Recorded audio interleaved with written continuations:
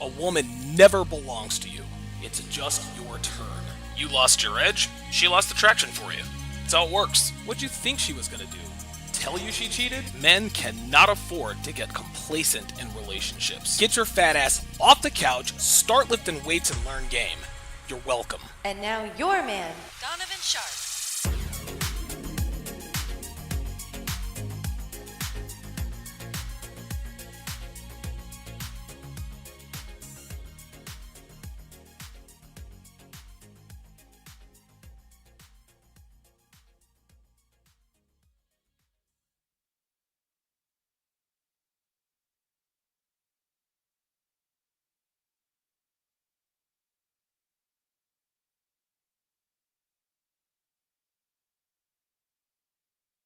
Sorry about that. Let's run that back.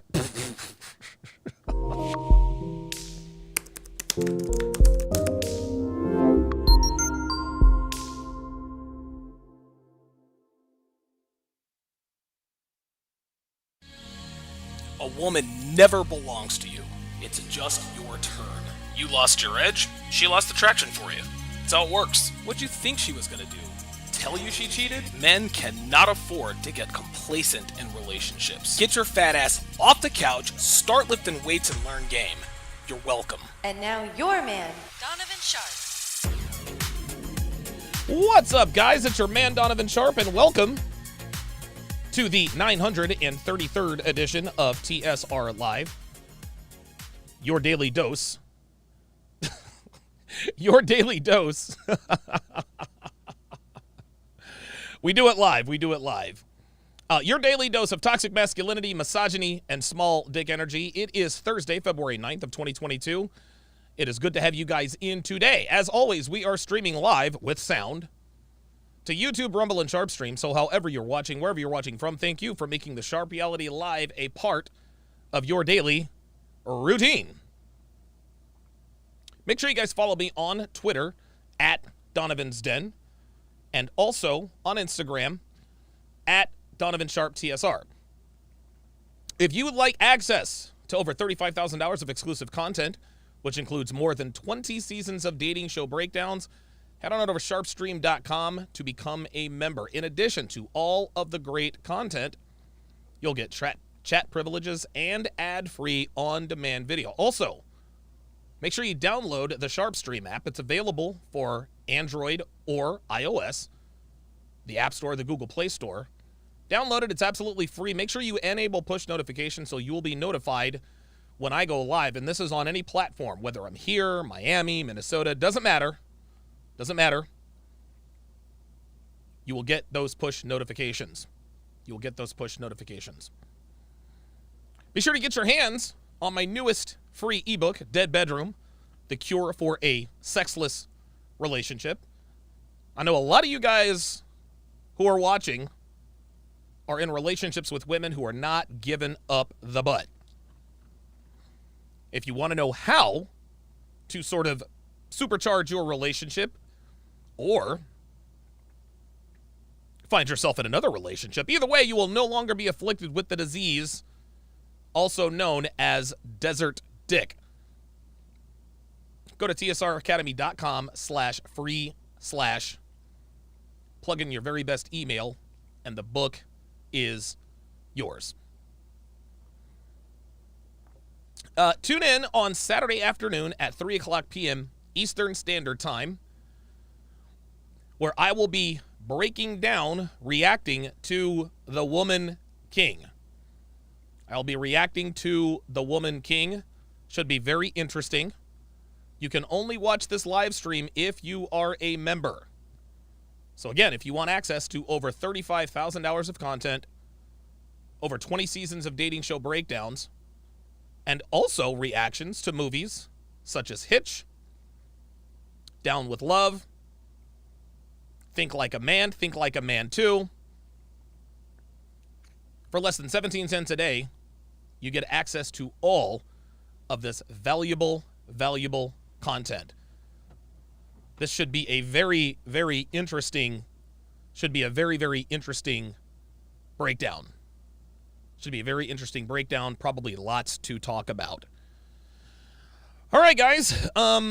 So yesterday, the lovely and talented Pearl, friend of the show,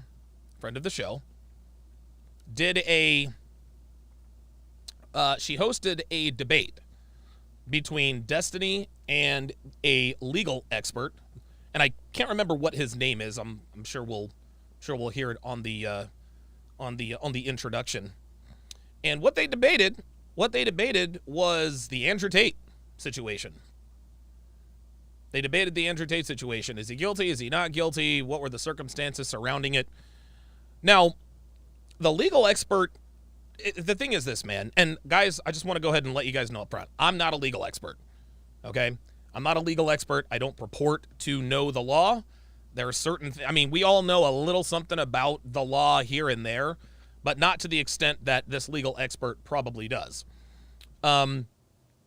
I'm not sure if he is a lawyer or a solicitor. I don't know what his status is. Devin, if you could get that information for me just to kind of find out what this guy's credentials are, I would greatly, greatly appreciate it. And anybody can call themselves a legal expert, right? Anybody can call themselves a legal expert. That doesn't necessarily mean that you're not a legal expert, but it doesn't necessarily mean you are. I guess it just kind of depends on who you are. I guess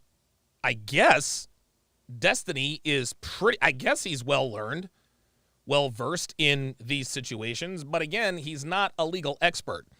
So a lot of people are probably thinking, why in the world is Destiny having this debate with someone who is a legal expert when he is clearly not a legal expert? Well, I think it was actually a very good idea because, and again, I haven't watched it. My guess is that because this is the debate, this means that the legal expert is on the side of Andrew Tate and Destiny is not. If that's the case, and I'm fairly certain that it is, Destiny represents what the world thinks. Destiny represents what the world thinks. My guess is that everything that Destiny talks about, the things that he will point out, I suppose, will represent the world's view on Andrew Tate. The reason it's important is for people to watch and see, oh, well, here is another side to this, right? We've had this one-sided conversation about Andrew Tate in this sector of the web since he was arrested. And so it would be beneficial for us to see what the legal side is from, and again, both of these people, I'm guessing, are biased, right? I'm biased. I happen to think that Andrew Tate is innocent. Matter of fact, I know he's innocent. He's not guilty of any of this stuff. We got stuff like deep fakes and AI generated sound and all the rest of that. Right? But this debate was important to have so that people could see, not only what the world thinks, which is going to be Destiny, but what the opposition is to that. A lot of the stuff is suppressed in the algorithm. Right? A lot of stuff is suppressed in the algorithm, as I have the hiccups. Hang on, guys. I got the hiccups. Hold on.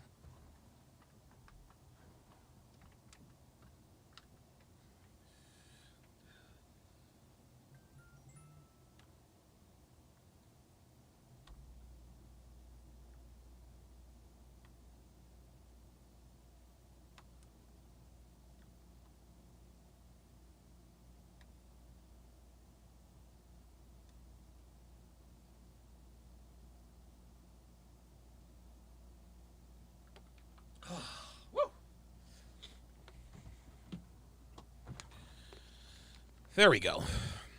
Hopefully that worked. So, anyway, this debate I think was important to have, hopefully, because now anyone who thinks Andrew Tate is guilty will now get a biased account on the other side. So let's bring up. Okay, perfect. So looks like Devin found his LinkedIn. I don't have a LinkedIn account. Wait, Super Lawyers. His name is Suleiman Ahmed. There he is. Okay, perfect. Okay, perfect. Excellent. Okay, excellent. Okay, good. This is one of the many reasons I love Devin. She makes me look very, very good. Okay, so this is this guy's credentials. This is his credentials. Looks like he practices consumer law, civil litigation, bankruptcy. He's been licensed, in the state of Illinois since 2003. Looks like he went to the Loyola of Chicago School of Law. Shout out to Sister Jean for those of you guys who are sports fans. So he is a practicing, so he is a top-rated, oh, wow, okay, excellent. So he is an attorney. He is a lawyer. He is an American lawyer. Okay, perfect. Okay, good. So now that we know what his qualifications are, now we can take what he says seriously. So this should be an interesting debate. I'm not going to react to this. I'm not going to react to all of it tonight. I'm going to react to half of it tonight and the other half tomorrow night. Because I want to make sure I do this. Oops. Sorry about that, guys. I hit the hot corner. In my, there we are. I want to make sure I give this justice. And like I said, guys, I will do my level best. To try not to interrupt or talk over the video too often. Especially when it comes to stuff like this. I think it's very important that we hear things out, especially when we're talking about legal stuff. Again, just as a disclaimer, I am not an attorney. This is not legal advice, blah, blah, blah, blah, blah. What you guys are about to hear from me is just my opinion. But I also think that you should have the opinions of people who are non-legal people, because we tend to look at things maybe more from a common sense standpoint. But common sense doesn't really matter in a court of law, at least as far as the facts are concerned. We can have all the common sense in the world. If a law isn't broken, then there's no need to arrest someone. So let's go ahead and get this started. Shout out to Alana with the $2 super chat. She says, "Black ladies keep divesting. That's all. Peace." Absolutely. Yes, sisters, you absolutely positively should divest. Absolutely. American black women should absolutely divest. And the reason for that is because, well, the best black men don't want y'all anymore. You guys are trash. And we don't want y'all anymore. You guys are straight up trash. You guys are masculine. You're overweight. You're not feminine. So, yeah, listen, take Alana's advice. Because black men who are worth the damn ain't fucking with y'all no more. We will allow the white trash to wife up the typical American trashy, masculine, overweight black woman. Shout out, Alana. Please keep that message going. Hashtag divestment. Okay, without further ado, let's get this party started. Andrew Tate. So Andrew Tate. Andrew Tate. Well, Andrew Tate was arrested at his home in Bucharest last night. No criminal charges have been filed. Now we're in February, so it's been 10 months. They still have not been charged. Yeah, the Mildred's is trying to frame me, but God knows the truth. There's no evidence in my files. I've done nothing wrong. Neither me nor Beatrice are victims in this case. There are no victims in this case, and I am not a victim. I think you were the last interview of Tate before he went to jail. He gets women into this mind state where they're very much into him. What's happening is they had 9 months to investigate, and they wiretapped the brothers. They were looking at their private communications. They had the witness statements of the women. They had psychological reports. He basically has this cam girl sweatshop set up in their basement where he's got all these women working, defrauding them on their taxes and stealing money from them. So were the girls free to leave the whole time? What he said he did in his videos, he is a trafficker, full stop. But you can never have a scenario where you basically detain someone and take away someone's liberty and then investigate and try and find the evidence. I'm putting myself in these girls' shoes. I get a boyfriend, right? And the boyfriend convinces me to do cam work. That was my decision. Thank you. That's great that you think that. That's personal decisions, personal responsibility. That's great that you think that. Can you not cut me off? Can you not cut me off? Like, I'm just tired. We're gonna blame the men for your poor decision.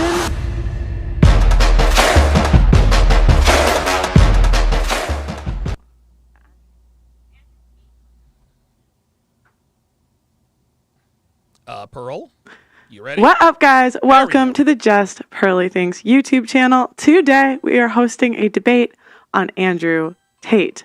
Welcome, Destiny, to the channel. He is a political commentator with over 500,000 YouTube subscribers. Welcome back, Destiny. Hey, what's up? I like the totally non-biased. Hang on a second. Sorry, guys. You got that? Thank you. Introduction that I got lots of airtime there next to him. Thank you. But thanks for having me. Do you have an issue with the trailer? Yeah, I did have an issue with the trailer. I think you were in my sections more than I was, but that's okay. I mean, you know? to be fair, I did not edit that. I don't know. It's okay. Listen, it's your show, so you know. Thank you. See that right there. This is why Destiny is sometimes very hard to dislike, right? This is why he's sometimes a little difficult to dislike because he's like, hey, okay. All right, so the trailer was a little bit biased and this and that, but it's like, like he's like, hey, you know what? It is what it is. It's your platform, fair game. He doesn't seem overly offended by it. He doesn't seem, he doesn't really seem like he was upset with it. He really is a good sport when it comes to this stuff. So I will give him credit on that. And we have Solomon Ahmed, and he has a background in law, and he has been studying the Andrew Tate case. Welcome to the show. Thank you for having me. To start, is Andrew Tate guilty or innocent? I personally think there's enough out there that Andrew Tate himself has said that unless he's lying about what he's done, he's obviously guilty of at least a few things, namely defrauding the women that he gets to work for him, probably sex trafficking via the lover boy method. But I don't think anybody should be convicted of a crime unless adequate evidence is brought forth in a fair court, and then he's had his day to defend himself. So okay. I think he's probably guilty, but I think we should wait and see how the process plays out. Okay. And what is your take? Yeah, my take is looking at the evidence and looking at the data that we have in front of us, I don't believe he's guilty. And that's all we can base it on. Wow, I did not expect him to sound like this. He sounds Irish, does he not? Like, he sounds Irish. Is the evidence as opposed to snippets on YouTube or things that have been phrased or portrayed in a certain way via social media. Okay, so Destiny, you mentioned the lover boy method. Do you think that the lover boy method is actually sex trafficking, and why? I don't have thoughts on it, or it's not like my goal is to define like what is sex trafficking. I just go by what the laws are, and usually the questions are, is he guilty of the crime of sex trafficking? And the lover boy method is defined as sex trafficking, I believe, in most countries, because at least in Romania, and I think in most countries, if you are able to get a girl to do sex work using a coercive or fraudulent method, meaning you're misleading them as to what your relationship is, then that would constitute sex trafficking. I don't know. That to me is a little suspect. You're either guilty of sex trafficking or you're not. Right? You're either guilty of sex trafficking or you're not. That's the first thing. The second thing is how do we know that Andrew Tate actually did the lover boy method? So what is the lover boy method, just to give us some reference here? So the lover boy method, according to this website, involves a pimp, sex trafficker, or abuser targeting vulnerable, poor, and often young women with the impression of creating a romantic relationship. The lover boy will seduce the girls with kind gestures, love bombing, attention, and gifts. Everything about the relationship seems too good to be true. These people will try to make their victims believe that they can offer them a better life. They are deceived only to be sexually exploited and abused later on. Now, it's interesting that the lover boy method Yes, The Forest. Very good. Says that it's a subjective application lacking a rubric. Wow. Wow. Holy smokes. That is the comment. That is the comment of the stream so far. The Loverboy method, gentlemen, and listen, I don't know what the legalities are in terms of what constitutes as sex trafficking and what doesn't. But I do know this. Women all over the West use the lover girl method. Well, what do you mean, Donovan? Well, let's take a look at this. Let's put the translator. Let's put the translator to you. Okay, so what is the lover girl method? Okay. The lover girl method involves a gold digger or a scammer targeting vulnerable and unsuspecting men with the impression of creating a romantic relationship. The lover girl will seduce the men with kind gestures, love bombing, attention, and gifts. Everything about the relationship seems too good to be true. These people will try to make their victims believe that they can offer them. Wait a minute. Sorry about that. I lost my place. These people will often try to make their victims believe that they are a good and wholesome woman. They are deceived only to be financially exploited later on. Isn't it interesting?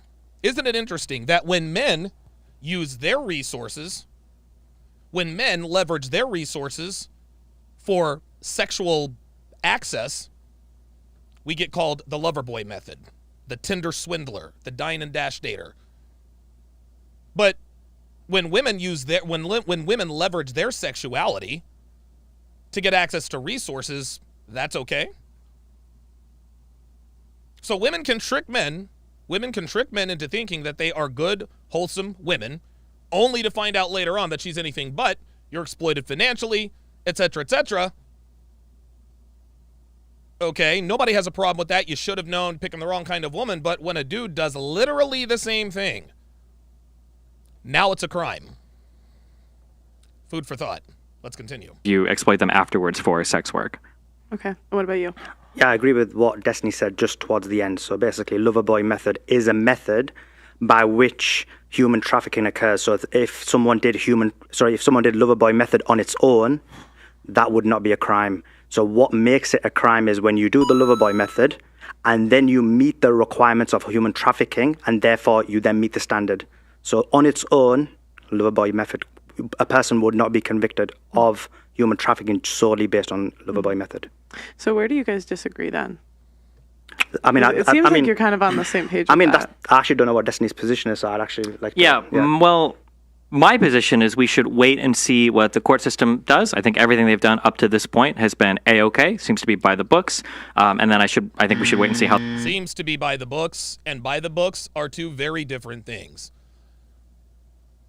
This is what Destiny does when he debates. He uses the, hold on. When Destiny debates, what he does is he uses subjective adjectives. He uses subjective pronouns, right? So let's take a look. Let's take a look at the definition. And there are many forms of sex trafficking, right? There are many forms of sex trafficking, right? Many definitions, but we're just going to go with this definition. Sex trafficking is a form of modern-day slavery. Let's stop right there. Modern-day slavery. So now, and guys, I want you to understand, this is how laws are written. You can't just declare slavery definition. The state of being a slave. So here we go. The main definition of slavery. Slavery, condition in which one human being was owned by another. A slave was considered by law as property or chattel and was deprived of most of the rights ordinarily held by free persons. Slavery. The 13th Amendment, if I'm not mistaken, abolished slavery. The 13th Amendment abolished slavery. Let's look that up now. I'll continue with the video. Just give me a second. Yes, the 13th Amendment, the abolition of slavery. Let's take a look at this. Neither slavery nor involuntary servitude, except as a punishment for crime whereof the party shall have been duly convicted, shall exist within the United States or any place subject to their jurisdiction. The main word here, guys, is involuntary. This is involuntary. Slavery is involuntary servitude, gentlemen. That's what slavery is. Sex trafficking, in order to meet one of the elements of sex trafficking, they call it sexual slavery. Well, if I'm not mistaken, didn't each and every one of these girls make the decision to do cam girl stuff? Here's another question that Pearl asked in the run-up to this. Could they leave anytime they wanted to? Well, the answer is yes. None of these girls were held against their will. None of these girls were held against their will. And this, again, this is removing the accountability from women. Let's flip it on its head. A man gets financially exploited by a woman, right? What does the world tell us? Too bad, you should have known, blah, blah, blah, blah, blah. Okay, all right, fine. All right, so she had a lip ring, she had a bull ring tattoo, she had a sleeve tattoo, purple hair, and 3 kids. Okay, that's on me, right? That's on me. And then, of course, men, we're taught to see other signs by this community. Okay, that's on me. There's no crime. There's no crime for exploiting men financially. These men, and what do women always tell men? What do women always tell men who get bent out of shape that they're getting nothing in return?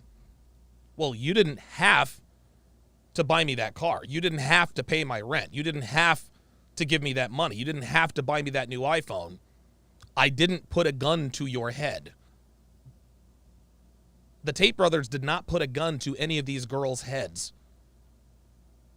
These girls did what they did of their own free will and volition.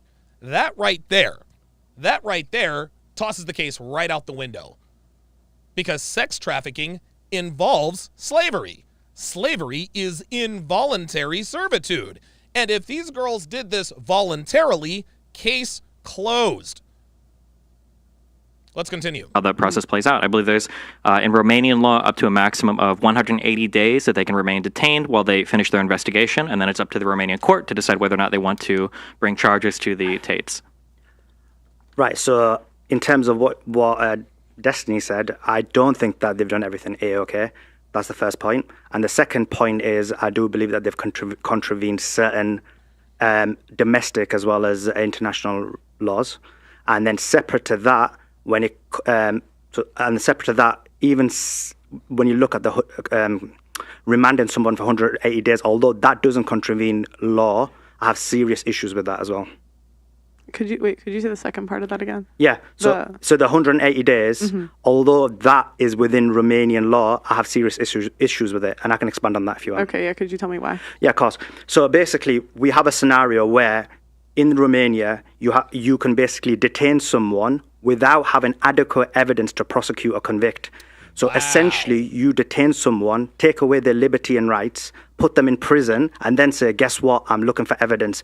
Now, I understand a lot of people may not understand the problems with this, but coming from the background that I am, being a Muslim, being an Asian, a lot of our community have been through this, both in the United States and the United Kingdom, when your liberty is taken away without due process, without having a trial, without evidence being submitted.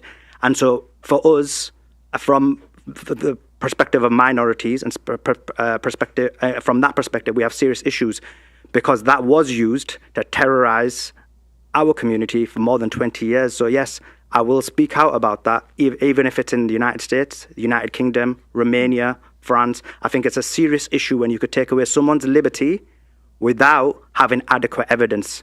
And 6 months is horrendous to take away someone's liberty. That's a significant period of someone's life to say, we haven't got enough evidence, we're going to jail you for 6 months and then we're going to look for the evidence. Do you agree with him or no? I would if what he was saying was true. So I feel like there's a lot of tricky word games being played when we talk about detaining somebody without enough evidence. Here we go. So tricky word games. Destiny, that's sort of his go-to. You're playing tricky word games, blah, blah, blah, blah, blah. This is projection, because Destiny is the king of tricky word games. So in the Romanian legal system, if you are in the finishing stages of an investigation, you can detain somebody while you finish that investigation up, especially if you believe that the people that you're detaining might be a flight risk. You can detain somebody without having enough evidence to charge them with a crime or convict them of a crime, obviously, but you do require compelling evidence to detain somebody, which is left to the discretion of the judges that are ruling on the case. I've noticed that you've quoted that document sometimes, the one that was released in, it was either November or December, where the judge said that there's not enough evidence to convict of a crime. You said that several times, but they're not looking for enough evidence to convict them of a crime. What the judge was supposed to evaluate was, is there enough evidence to warrant detaining them? And he did feel like there was enough evidence at that time. And the statements that he's made and Feel like.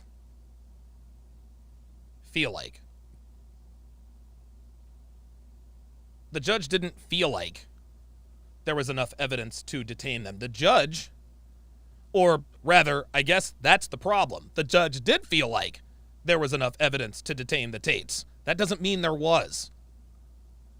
If the judge says, I feel like there's enough evidence to detain the Tates, I'm sorry, that does not meet the legal standard. And again, I'm not a legal expert, but if a judge says to me, I feel like there's enough evidence, if I'm the Tate's lawyer, I'm like, well, I mean, like, I understand you feel like there's enough evidence, but is there? Yes or no? Again, we're not dealing with subjective truth here, gentlemen. And the Romanian criminal code are all completely okay with the UN and with the United States and with any other international legal body. So I don't understand when we try to push against the Romanian legal system why we say things like it's against international law or it's against international freedoms when this is how the Romanian criminal court system has been structured. It's one of the reasons why Andrew Tate, verbally said he was going to move there. I don't agree that it's in violation of any international laws. If it is, I'd like to hear which ones. Sure, of course I can answer that, Destiny. So I'll answer your first point about in terms of the level of evidence that was required to remand him. So my position is that it's unacceptable to remand someone when you haven't got enough evidence to prosecute or to Yeah, thanks for the super chats, Alana. See ya. convict. The threshold to hold someone isn't the way you framed it, where it's very close to basically prosecute or convict.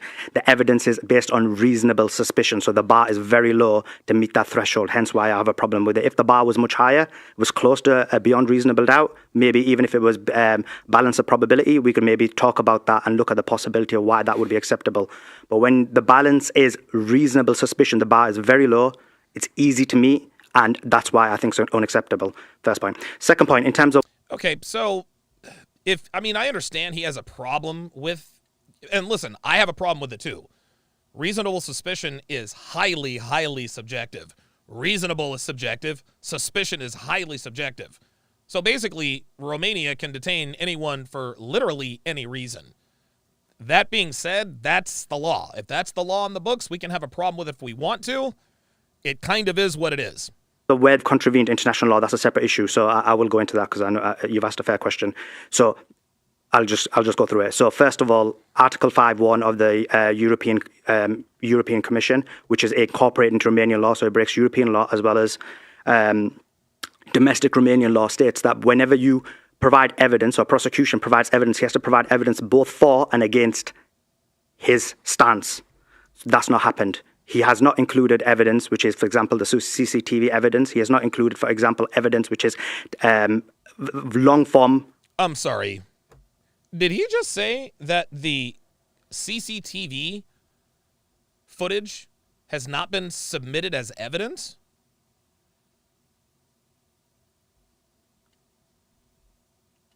Evidence. Domestic Romanian law states that whenever you provide evidence or prosecution provides evidence, he has to provide evidence both for and against his stance. That's not happened. He has not included evidence, which is, for example, the CCTV evidence. He has not included, for example, evidence which is... Wow. That is big. That's huge. That is huge. Because the CCTV evidence, that's their whole case. The CCTV evidence shows us that they could leave anytime they wanted. And if the closed circuit television videos shows the women coming and going, then that right there proves that they were not being held there against their will. That is troubling. See, this is why we know this is a hit job. Because just like Solomon just said, there has to be evidence for and against the case. Well, there's evidence against Andrew Tate, but they don't seem to be counting the evidence for him. Devin in the chat says, if this is the case, Hugh Hefner is guilty too. Yeah, that's exactly right. But they did a documentary called The Secrets of Playboy to litigate this in the court of public opinion. Long form text messages which include the entirety of the conversation. He's not included the witness statements, 3 of the witness statements of the alleged victims who say they're not victims. So those are examples of... Are you kidding me? So the statements of the 2 women saying that they were not victims, that's not been entered into evidence yet? Yeah, that doesn't sound fishy at all. Yeah, Destiny, you're absolutely right. Yeah, everything is being handled by the book. Got it. Of contravening Article 5.1. They've convened Article 9.2, which this one we can argue because the first one I don't think there will be much argument, but the second one, 9.2, is you can only detain on exceptional circumstances, and then 9.4 is that basically it's illegal to detain someone unless the circumstances are exceptional. And in this case, the exceptionality or the illegality or the problematic issue was that basically the psych report was used as a basis to detain them, and the psych report has significant issues in it, and I can go into depth in that if you want. Would you like me to, or shall I move on? Well, shout out to Slim G with his first $5 super chat. Says, this is my first super chat. Love what you do. Thanks to the Manosphere, and keep teaching men the principles of life. Thank you very much for that. Panda Trucker says, divesting with a $5 super chat. Sorry about that. Says, divesting? Nah, we don't want them either. Hard pass. I would agree. So obviously I banned Alana.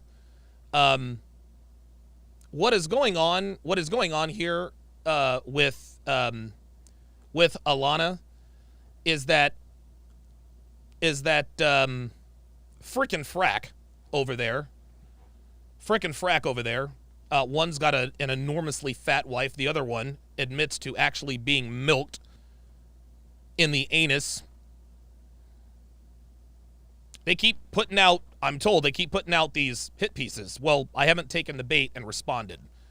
So I think what they're probably trying to do, let's paint him as a racist.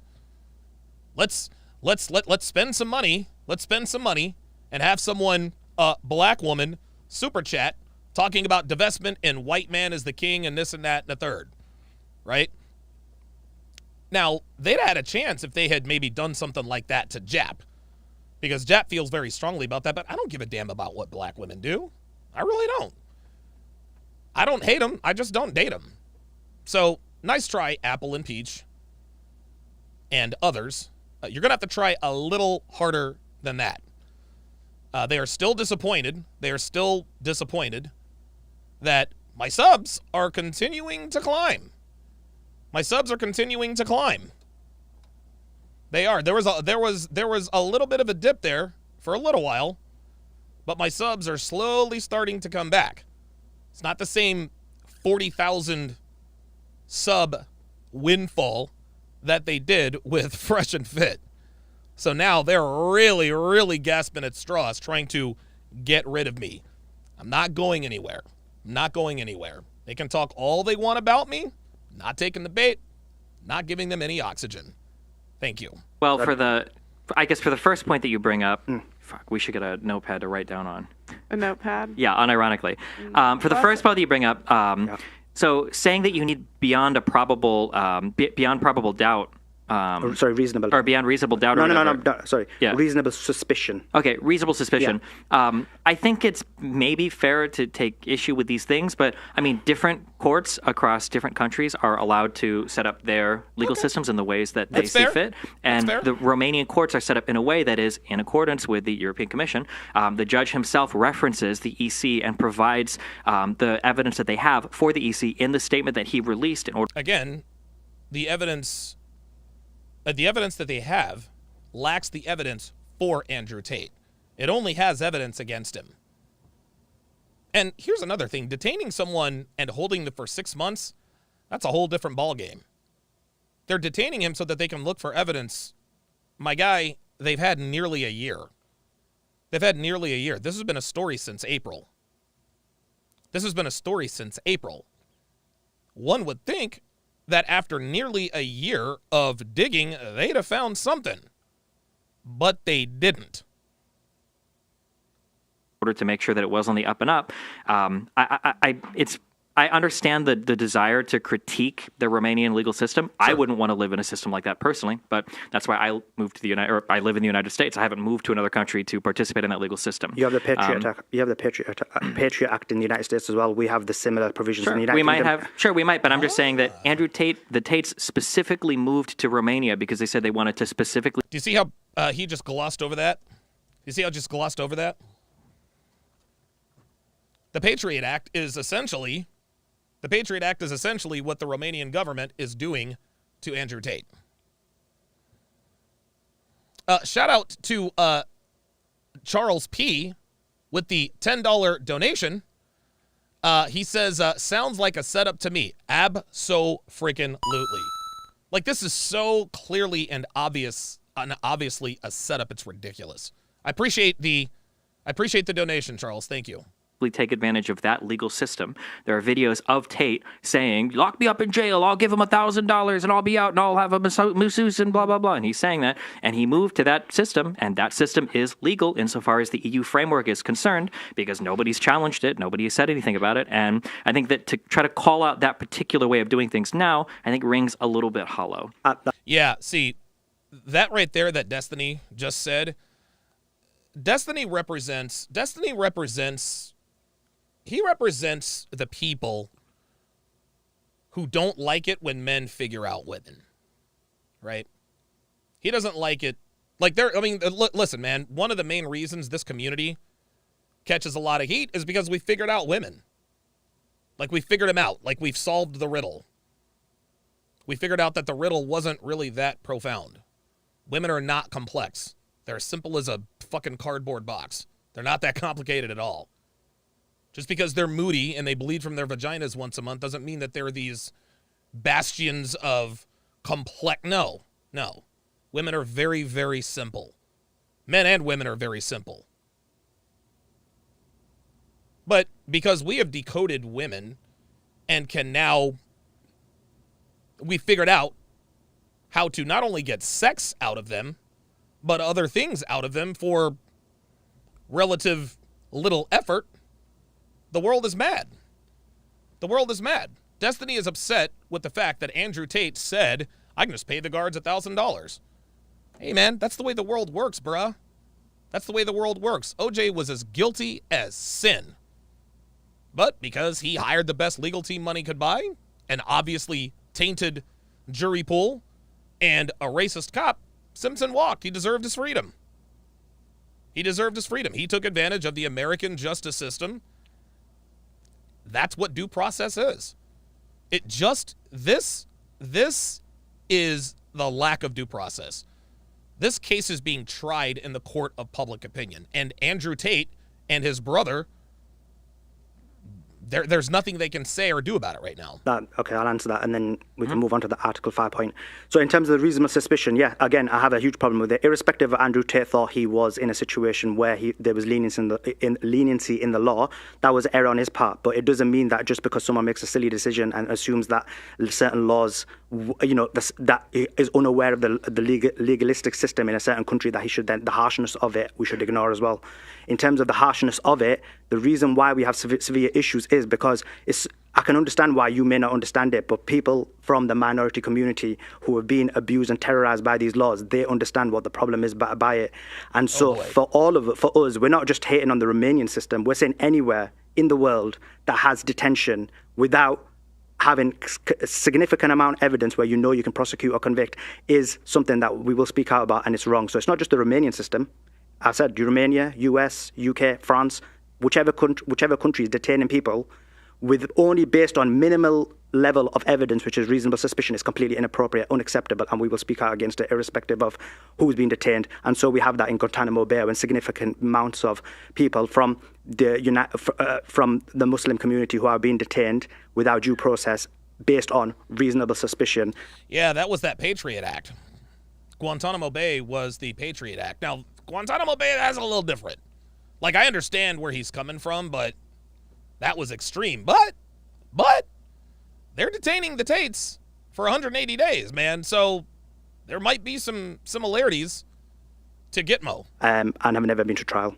Do you think that Guantanamo Bay, a military prison set up outside of the United States in order to maintain like foreign prisoners or terrorists, like people without uniforms, do you think that's comparable to what's happening right now in the Romanian criminal court system? So you make a fair point because it's not comparable in the sense of the time length, because some of them have spent 20 years. Yeah, but it's comparable in the sense of the aspect of.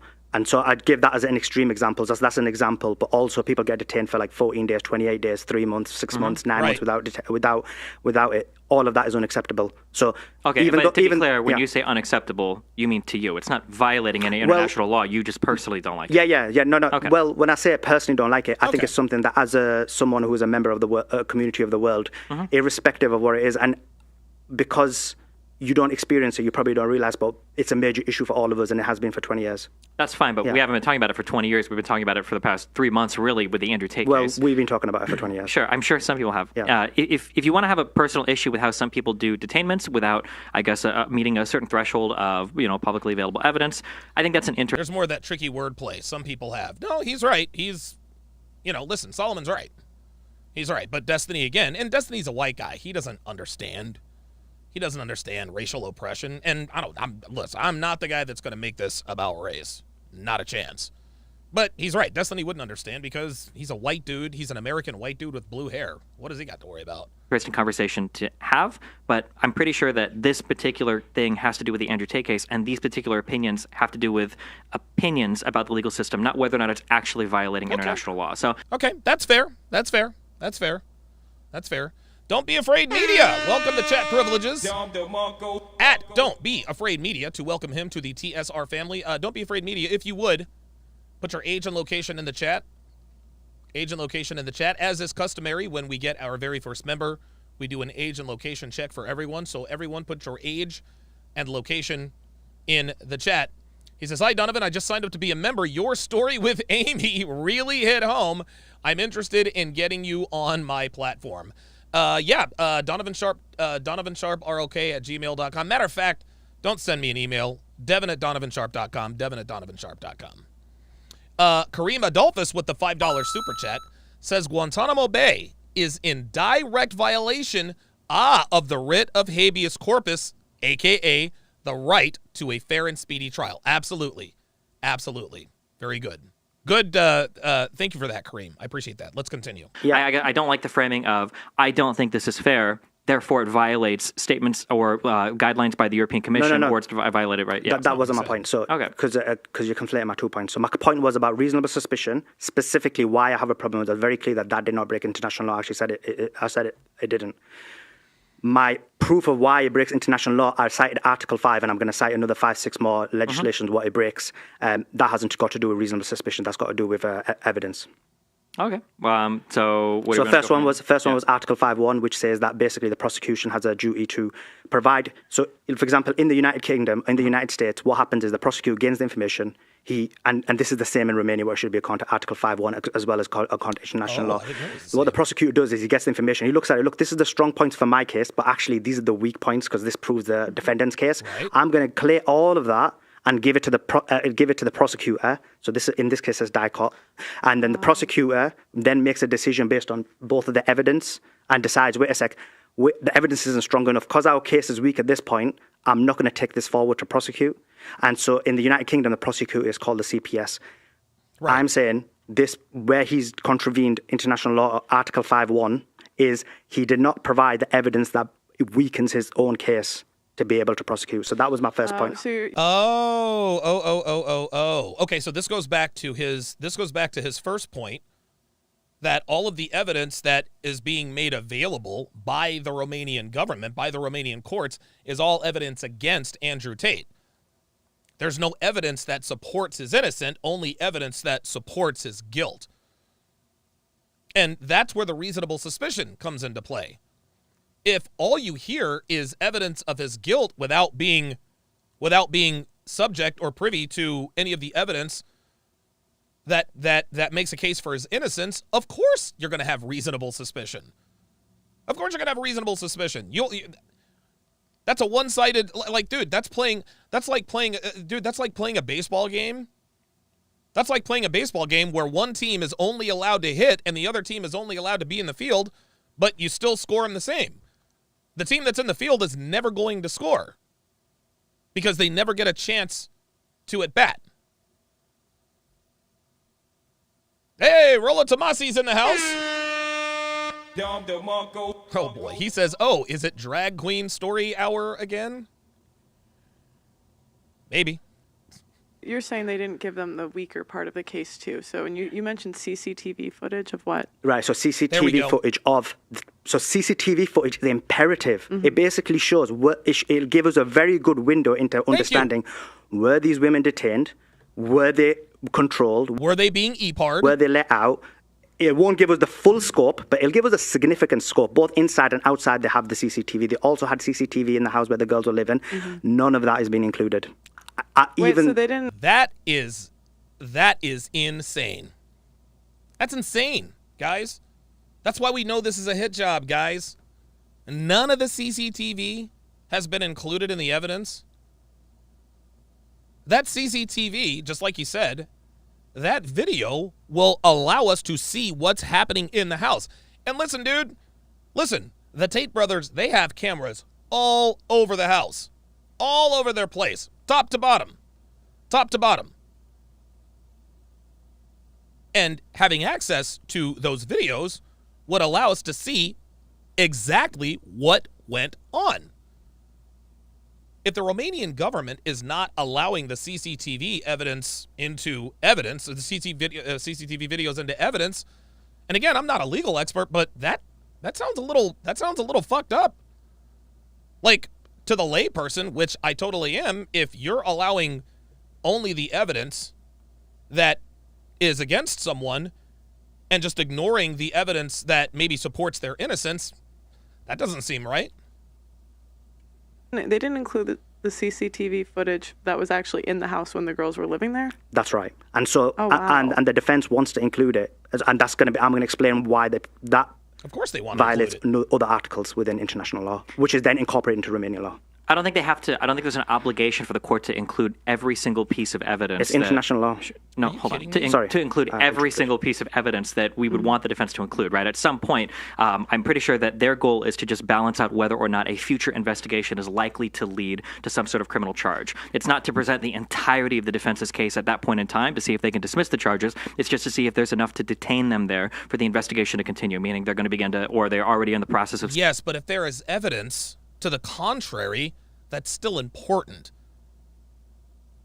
So what Destiny is saying is that the court doesn't need all of the evidence in the short term because they're just trying to figure out whether or not an investigation should be launched.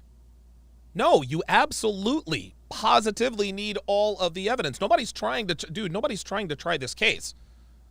But if there is evidence to the contrary of what the prosecutors have, especially CCTV, wouldn't that be important? He says they don't need all the evidence. What the fuck is he talking about? Dude, if I'm a defendant, I want all the evidence in my defense to be entered into evidence. subpoenaing electronic records and devices and going through chat logs and everything. And the judge, insofar as the statements he's released, has felt like there are significant enough claims, and I think publicly, I think we can all see that it warrants detaining them, especially given that they're a flight risk, so that the investigation can conclude. And it might be at the end of that investigation they decide, well, there's nothing going on here, and then they release them. But I think right now what we've seen publicly is we've all seen there's plenty enough evidence out there to say there's probably something here that's worth investigating. That's not correct, because the reason why they have this process is because you can give someone who's been accused of a crime due process. He's given an opportunity to present the evidence, and then the CPS makes the decision. The reason for that is because everybody knows if you have a scenario in any kind of system where the prosecutor only provides positive evidence to try and prosecute, and he doesn't provide the evidence that weakens his case, you will end up in trial no matter what. And then what will happen is everybody knows, even if you're innocent, trial risk could go wrong and you could go to jail. Hence why they have these things in place to ensure that doesn't happen, and more innocent people aren't incarcerated. And I know you're from the United States, where there's a huge amount of incarcerations, more than anyone per capita around the world, as well as, for example, in the United States, you have much more black people, Hispanic people, 300% more, who have been incarcerated. So again, Devin says they are playing it safe. There's too much international attention for them to just let them go. Devin, I gotta time you out for that. Sorry. Nope. Sorry. Nope.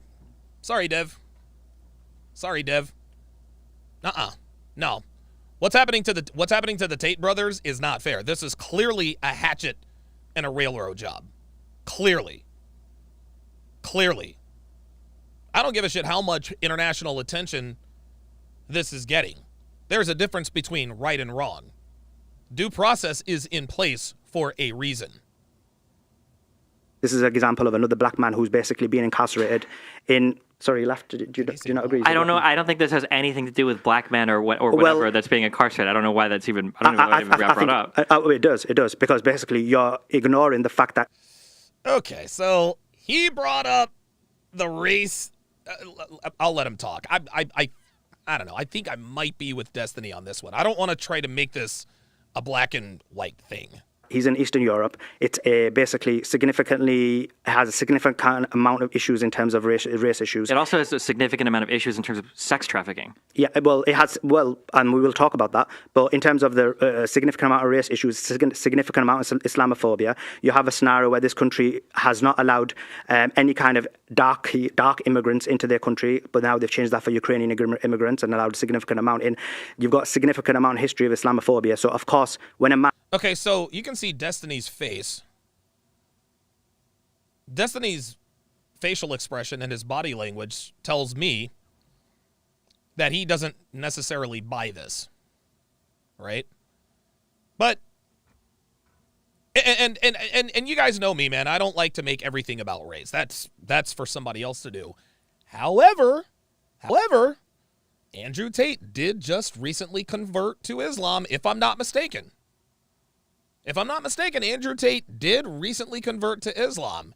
And if there is Islamophobia in Romania, that could possibly be playing a role.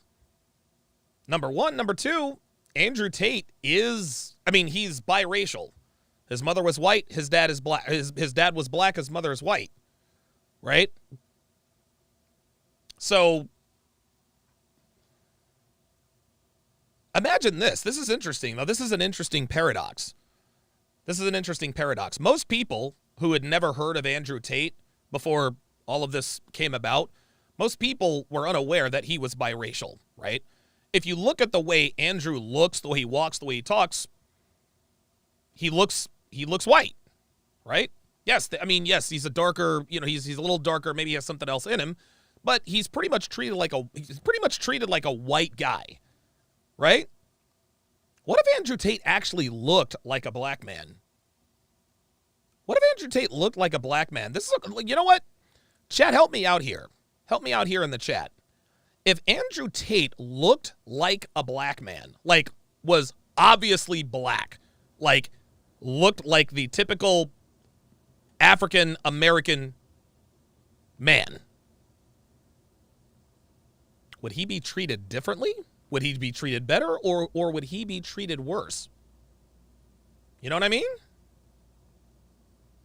Interesting dichotomy. And when a black man who is a Muslim gets incarcerated immediately after he's converted to Islam. There it is! How long has the investigation been going on for? Since April, at least. Well, they claim the investigation's been going on for April. We don't know exactly. It's going to be interesting to see when the evidence comes out, what evidence comes out. But what we do know is he was Just curious, incarcerated. Is there a single shred of evidence to point to anybody at any point of this process being either as racist or Islamophobic? I've just explained to you examples of how... Yeah, that was a disingenuous question by Destiny.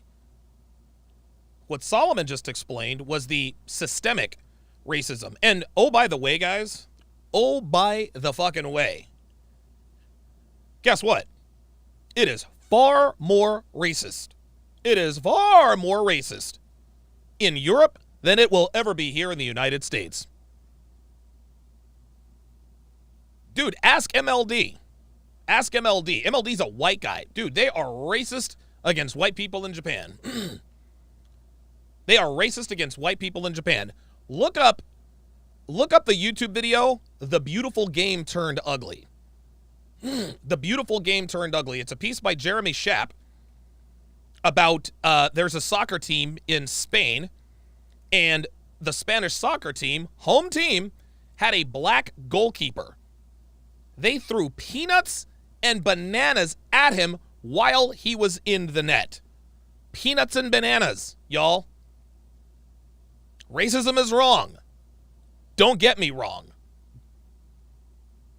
Anybody who is subjected to, racial profiling or victims of... listen, that's all bad. But they got it a lot worse over in Europe.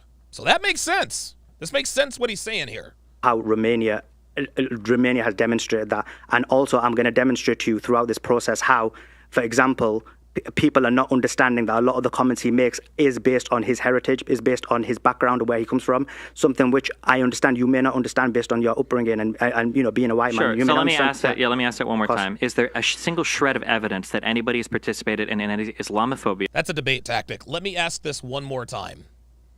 Let me ask this one more time as a debate tactic, guys. Because when you say, let me ask this one more time, that says to the audience that the answerer dodged the question. He didn't dodge the question. He didn't dodge the question. He asked the wrong question. No, there's not a shred of evidence to suggest that there's racial profiling. But what Solomon is saying is that the entire system out there is clearly influenced by their racial biases. Destiny's not listening. Marcus Noir with the $5 super chat says he is not lying. I was deployed to Romania. They are very suspicious of anyone that appears to be anything other than white. You're right. Panda Trucker with the $10 super chat. Did you hear CA, California, wants to ban the word field because apparently it has ties to slavery? Ay, ay, ay. This is a direct violation of our First Amendment rights. Dude, they're crazy in California. Jesus Christ. Or racism in regards to the Andrew Tate case. No. I've just given you an example of Romania having a significant amount of racism. Well, I think it'll be harsh to call it racism, but it's a significant indicator if you're not letting people who have... It's influence. Now, and I agree with Solomon. You can't say, well, this is a... No. It's I don't think you can start throwing around the R word. But again, to deny that the racial biases in Europe is not influencing this to some degree is disingenuous. Just because no one has called Andrew Tate a nigger doesn't mean that they're not being racially biased, either consciously or subconsciously.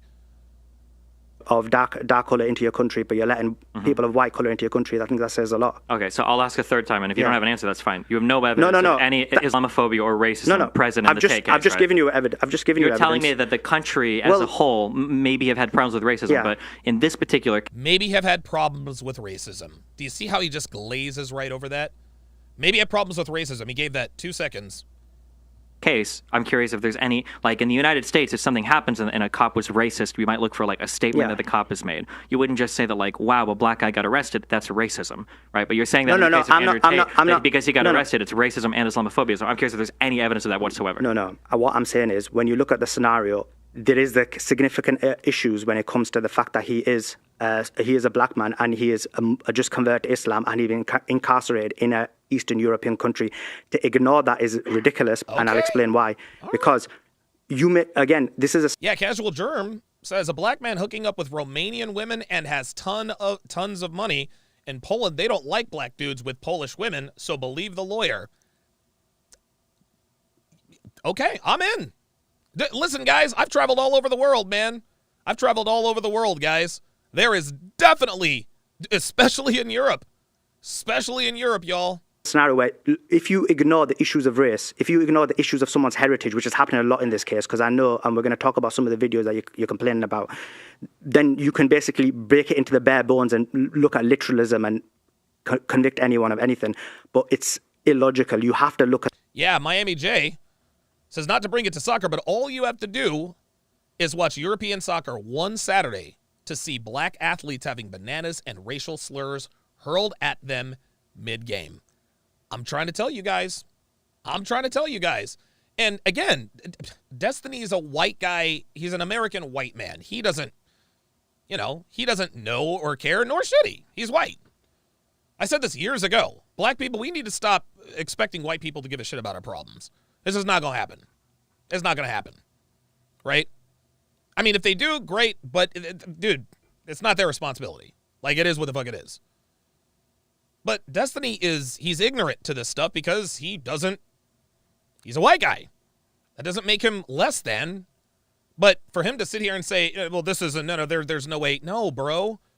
Like you're not a person of color, fam. Like you can't say whether or not something is or isn't happening based on race. At the background, you have to look at the history of the person. Sure. In reality, when you take all them things into consideration, they have a significant impact.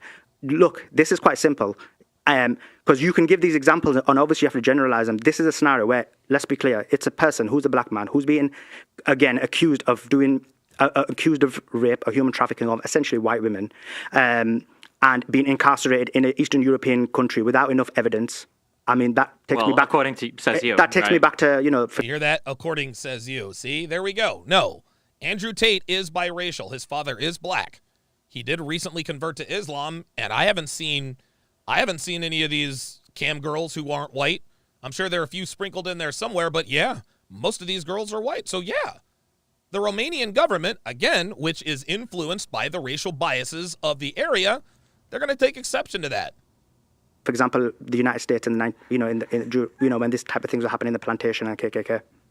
Look at him smile. Because so we got Romanian judges, KKK, Andrew Tate, poor black man. No, you can minimize it, but the issue is... Well, not minimize it. But let's talk about this. There's a significant... Hold on, wait, you just said a whole thing. Well, just real quick, Can I just make one point? Well, just one second. Because...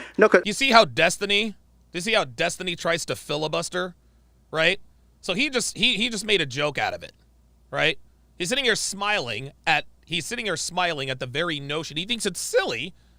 He thinks it's silly that there isn't some. He thinks it's silly that the Romanian government is being influenced by their racial bias. I'm not saying it's their motivation, but just like Solomon said, to deny that this doesn't have some sort of influence, to just completely ignore that, that's stupid. That's silly. Again, a man who just converted to Islam, whose father is black, he's being accused of e-parring and trafficking white women in a country that has a long track record of not liking persons of color. Seems pretty reasonable to me, but Destiny is kind of laughing it off like it's just silly. No, this is actually for real. King Life says Destiny is literally Becky. If he doesn't see it, he will act like it doesn't exist. Yeah, exactly. Basically, you have a significant issue where black people are being accused of rape by white people, and it's happened significantly throughout the West. You've seen it now with Benjamin Mendy. You saw it with Greenwood footballers who were accused, and now after losing so many years of their life, they've finally been let out. So, ooh, wow, yeah. Dude, how many cases have we heard of a high school football player in Georgia or Louisiana who gets accused of e-par by a white girl? They throw him in prison for 7 years, and then years later, she says, well, he didn't do it, and he gets let out. think that this is not happening subconsciously or consciously is an issue. Bingo. Okay, so just this is a personal feeling that I have. I think that when we pivot to other cases, I feel like it's because we know that this case is very weak. If you want to talk about when we pivot to other cases, that lets me know that this case is weak. No. You see, Destiny, there is such a thing as case law. Case law is used as precedent. Courts regularly use case law to make decisions on current cases. Why do you think there are law libraries? Why do you think there's LexisNexis, right? See, again, disingenuous tactic. Well, if we're referencing other cases, that just weakens the case. Really? Did they say that with Roe v. Wade? All of the Noit-Roba cases? Guess what case they point to? Roe v. Wade. That's case law. Well, if you have to look at Roe v. Wade, then you have a weak case. No. There are similarities in this case as far as the rule of law is concerned. Again, it is called case law. See, Noit-Roba was never really a law. Noit-Roba became a law because of case law. Case law is how people sneakily get laws passed. They know that the populace will never vote it in, so they decide to file a suit or sue somebody, whatever the case may be, and when the court finds for that person, that then becomes case law. Law being the operative word, based on a case, not a vote. Come on, Destiny. You're better than this. Racism that exists in the United States or racism that exists in particular cases. I'm free to do that at any point in time, but right now we're talking specifically about the Andrew Tate case. Andrew Tate is a man that has released an entire university guide on how to be a pimp, on how to seduce women and get them to work for you, and how to sex traffic, on how to scam them on taxes, on how to do all of these things. He's had charges in multiple countries relating to rape. He's had charges in Romania now relating to his entire business relating to sex. Yeah, charges in multiple countries. Charges in multiple countries, then why isn't he on the Interpol list? At least not then, right? If he had all these charges, Destiny, then why did it take him this long to get him? Oh, I know. Maybe because there was no case. Unbelievable. Trafficking. To try to handwave all of this and go Islamophobia and racism would be okay if we had even one iota of evidence, a statement that a prosecutor made, a statement that a judge has made, any type of evidence like this. But right now we don't have any of that. So I can only go by what I've seen in front of me. So then based on that, I can only go by what I've seen in front of me. Destiny read a few articles on Romanian law, and he wants to sit here and deny the fact that there isn't some sort of, and again, I'm not gonna shroud this thing in race. But again, to deny that the racial biases of that region aren't influencing the actions of the Romanian government, again, disingenuous at worst, ignorant at best. Based on that, then you deny institutional racism, because you can never have a scenario where you can use specific evidence for generalization. But the whole point is we use generalization to we show many examples to then say, look, this is a general issue.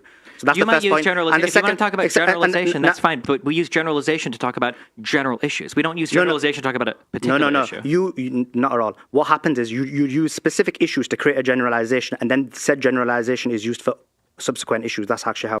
Woo! Holy smokes. Wow. Yeah, Destiny just got smoked right there.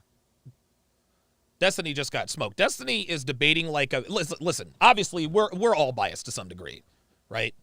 We're all biased to some degree. But Destiny is talking like a man who wants Andrew Tate to be guilty. He's really trying to fit a square peg into a round hole. That's what the Romanian government is doing. They know they have a weak case. They know they do. They know they do. The world knows they have a weak case. Why do you think they're putting out all this propaganda? Right? Destiny represents the world. He is pro-system. Guys like Destiny don't like men like Andrew Tate that teach men, hey, grab your fucking balls, get out of the matrix. He doesn't like that. Destiny does not like, he does, you know what this comes down to? Because Destiny has money. Destiny has money. Okay? He's got money. But Destiny's not good with women. He's not good with women. And men who are not good with women cannot be trusted. Because anytime a man who is good with women gets into trouble, all of the guys who suck with women come out and say, yeah, he's guilty for no other reason but that he can get laid for little to no investment, so to speak, and you got to pay. Or in Destiny's case, he's married to a woman who smashes dudes on the side. I guess I'd be pissed off too. How it works. In terms of coming back to the point, because you made quite a lot of points in terms of the allegations again, because this is another problem what we have, and because we're on the race issue, let's talk about it. So you have a scenario where you've basically got a guy who comes from Luton, England, who's basically got a background in, look, he was basically, if you give an American comparable, he's basically from the ghetto. He has a scenario where people from that kind of upbringing are talking in very much slang, humor, ghetto type talk. Oh, I'm a gangster, I'm a G, I did this, I did that, that right. Girl, that, this, that, all that kind of stuff. So that's how they talk. Then to say, oh, guess what? He's talked like that, therefore he must have done these things. He's calling women like this. He's saying that he's done this. He said he's done fraud. All of these things are hugely problematic in the sense of you're basically removing his history and heritage. Now, I understand as a white man, you may not understand the background and heritage and these type of things that he's going through. But the issue is, that's quite important. Do you not agree? No. Why not? Because me being white or black or whatever has nothing to do with him giving a detail. Now, I'm going to be honest, okay? Yeah. I've only been in London a few times, okay? Now, I haven't walked in some of the roughest parts, but maybe there are parts where you walk around and they're talking about how the top G's do tax fraud on their employees. Maybe that's just a way of speaking. But if it is a way of speaking, and you come on, how top G's do tax fraud? Like, Destiny, that's not what he said. He's talking about dialect. He's talking about dialect, man. Andrew Tate came from humble beginnings, man. He did. He was essentially raised in the hood, and the way they talk in the hood is much the way Andrew Tate talks now. That's all he's saying. But now Destiny, well, I don't know if they're, talking about how top G's, defraud. Come on, man. Like that's like, you can make fun and joke about that, but that shit's not gonna get him fucking prosecuted. That's not gonna get him put in jail. Fuck out of here, man. Detail it to an incredible level, and you have a business where you claim to do that, and you put that out on videos on social media, and then you go to jail for it. Yeah, you're probably going to get in trouble. So let me finish responding, okay? Your entire point that this is just a way of talking is ridiculous. It is absurd. He has listed exactly a step-by-step guide on how he loverboys girls into his sex trafficking business. He uses... Again, sex trafficking, which involves an element of slavery, which is involuntary, which hasn't been proven and won't be because the girls are free to leave. Actual prostitution terms like bottom bitch to describe his relationship to some of the employees that he has. He talks about bringing women into his company to work them as sex trafficked models, and then he specifically talks about defrauding them using taxes to steal money from them. I think it's a little bit racist of you to say that that's just how people from Luton, England or whatever talk, or that's how they function. I don't believe that is the case. Okay. I don't believe that is the case. That's fine. But like many things that Destiny doesn't believe, just because you don't believe it, just because you say you don't believe it, doesn't make it true. Right? Secondhand Truth says, then why isn't every rapper in jail for self-snitching? Exactly, man. Dude, Jay-Z regularly, in his early to mid stuff, he regularly talked about how he sold drugs. There's a song he's got called 1-900 Hustler. It's literally a song about dudes calling up. Beanie Siegel was number 1, Jay-Z was number 2, and there was another guy number 3. Yeah, man, I'm trying to package this dope. Tell me how to move this shit. Holler. And they tell him how to do it. Are the feds breaking down Jay-Z's door because he did a song called 1-900 Hustler? At which point, he's actually giving the kind of advice that he would really give people on how to commit crimes? No, because there's no evidence that he ever did this other than what he said. The reason this is disingenuous is because now all of a sudden, see, he doesn't want to believe Andrew Tate when he doesn't want to believe him, right? When he says something that goes towards his innocence, well, I just don't believe that. But then When he talks about, I'm a top G and I did this and that, oh, now all of a sudden his word is the gospel? This dude's talking out of both sides of his mouth, man. Artisan MC, welcome to chat privileges.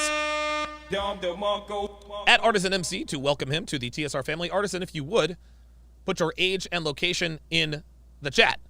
Ken Rose with the $5 super chat. Appreciate that very much.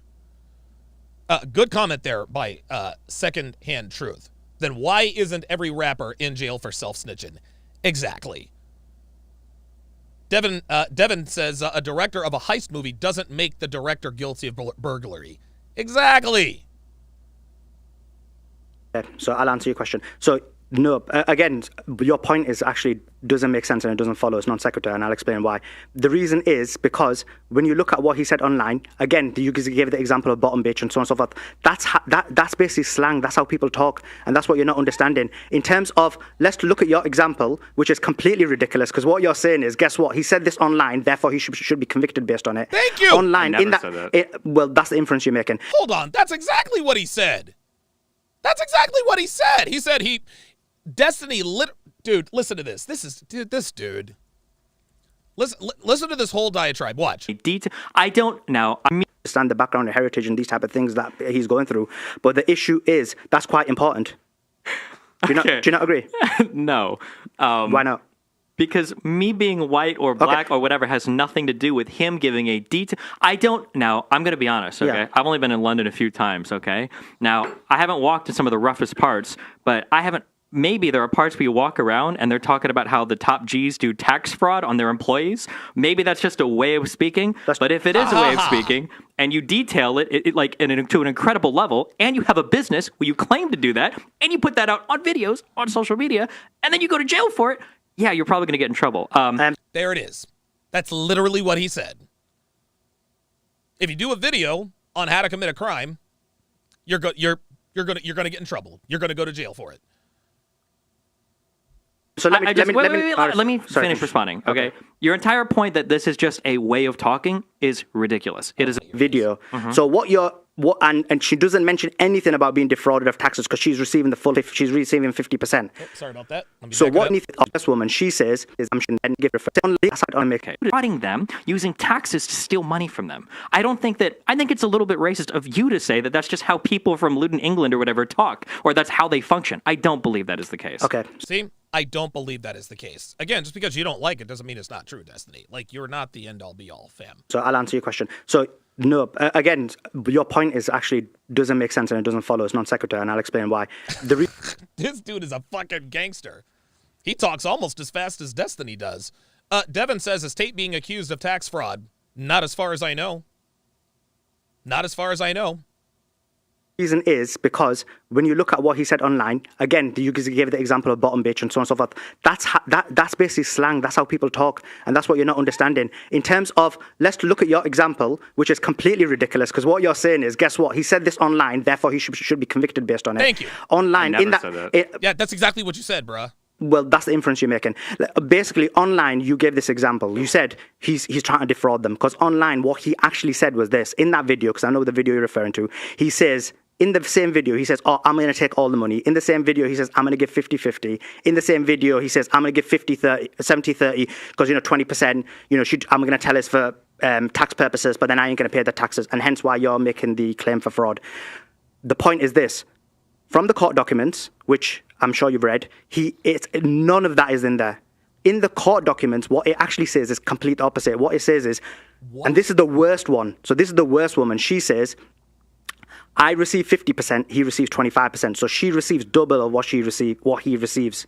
So that is nothing got to do with, or has no links to the video. So and she doesn't mention anything about being defrauded of taxes because she's receiving she's receiving 50%. So what you're claiming is, guess what? I don't care about what the court documents say. I don't care what the witness is saying. But guess what? In a video, he said this, and therefore he should be convicted based on the video. No, there's only two explanations for the video because the court documents don't add up to what the video says.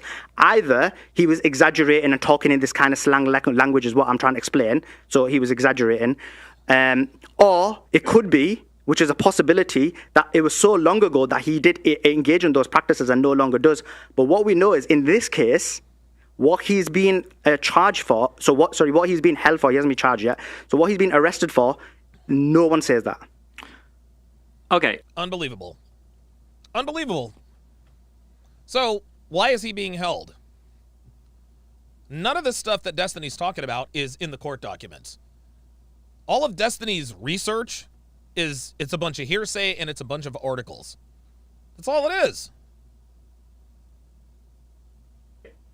So I'm sure you've talked to a lot of people that have only watched clips of Andrew Tate, which is fair. And I think that a lot of people say a lot of dumb things about him because they've only seen clips, which is also not fair. I think people shouldn't do that. But I think you're relying on me having only seen clips. So you're trying to pass this off as slang. When he used that phrase, bottom bitch, he wasn't passing it off as slang. He was very specifically detailing bringing girls that were in love with him over to dinner where he would introduce them to his youngest working, or one of his younger working models, a woman that he met at 16 that had been working with him for 5 years. It's now a woman that he met at 16. A woman that he met at 16. Oh, there's another subtle jab. Age of consent in Romania. Age of consent in Romania. Let's check this out. Legal age to have sexual intercourse in Romania, 16. Well, there you go. 16. So, yeah, if you met her when she was 16, guess what? She was legal, bruh. Nice try, Destiny. Nice try. It's funny, dude. It's funny. Women always like to characterize. American women like to characterize men who have sex with younger women as predators or pedos, right? They like to do that. And Destiny, he thought he was slick, but by the way, she was working for him when she was 16. And it's not against the law. 21, and how he would use her to mislead the relationship that they had so that she could get the girl, the new one that was brought in, into working as a cam girl. This is prostitute behavior. This is pimping behavior. Prostitute behavior and pimping behavior does not rise to prostitution and pimping. Just because something sounds like prostitution, just because something looks like prostitution, does not mean it's prostitution. This is an opinionated stance by Destiny. This is prostitution talk. This looks like prostitution. Okay, that's your opinion. But the prosecution is not basing this on opinion. They're basing this on legal fact. Devin says, and then Destiny will say Trump's tax returns were released, but in my opinion, he didn't pay enough taxes. Exactly. King Life says, when Destiny starts going into a broad discussion, it shows he's trying to sneak out of that topic because he has no response for it. Yeah, Destiny is he's such a sleazeball, man. This is unbelievable, dude. This is a dude who lets other men smash his wife. Right? But then he wants to say, well, this sounds like prostitution. Get out of here, man. This is exactly what it is. When he says bottom bitch here, he's not just using slang in a funny way to talk about a girl that's a friend of his that also works as her girlfriend. He's literally detailing step by step the process by how he would deceive and mislead, which are key components of sex trafficking, a new woman that he's brought in with another woman. He would mislead the extent of their relationship, and then he would use that to get her to go and be a cam girl. So that is not slang. Right. Wait, let me finish. That's not slang. You just talk for ages, but okay, I'll make those points. Hold on. I didn't talk for ages. Yeah, I just been like half the time. I literally wrote down 2 points. I am going. I go nonstop, okay? So it is not a slang thing. Secondly, you're bringing up this thing that the witness says they got 50%. That is not what the witness said. The witness said that originally there might have been an agreement where it was a 50-25. Originally said there might have been an agreement. Do you hear this? Listen to how he characterizes this. Okay, so it is not a slang thing. Secondly, you're bringing up this thing that the witness says they got 50%. That is not what the witness said. The witness said that originally there might have been an agreement. Originally, there might have been an agreement. Really, what's it say in the court documents, Destiny? What's it say in the court documents? Solomon's referring to the court documents. But now, you're saying, well, the witness said that there might have been an agreement. Where's this agreement? Where's this agreement? Again. Where it was a 50... Yeah, King Life says, notice how Destiny smartly changes from taxes to girl of age. Yeah, exactly. 25-25 split, but the witness also said that they were randomly dinged for different charges that made it so that they didn't get that payout. For instance, if you didn't stream the full 12 hours, you might be fined like 1,000 to 4,000, whatever the Roman... or whatever the Romanian currency is. And that there were a lot of things where, because one of the claims was they had to work 12-hour shifts with a 5-minute break, and if they didn't work enough there, the witness also said that if they didn't post enough on OnlyFans, they didn't post enough TikToks, that they also were dinged their pay as well. So while on paper, it might have been a 50-50 split, we have the issues where the witness is saying... Oh, okay. So let's not pay attention to what the paperwork says. Let's listen to the witness. Right? Let's not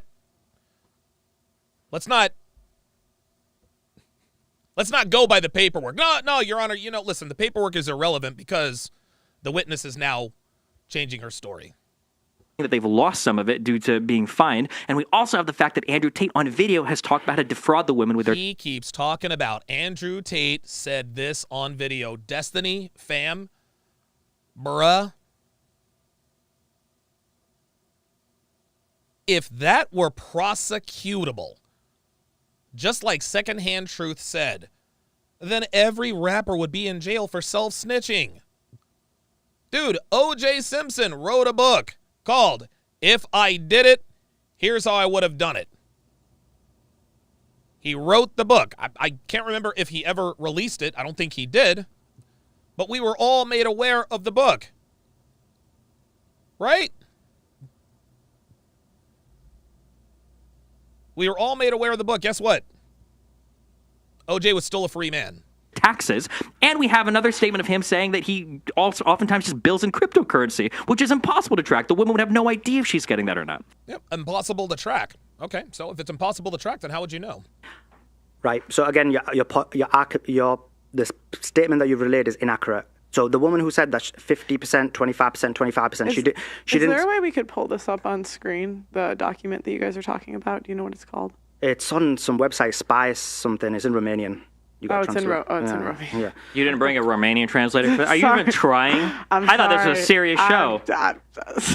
Jesus. So how did you read it then? This son of a bitch. He's a funny... Listen, man, say what you want about Destiny, man. He's a funny fucking dude.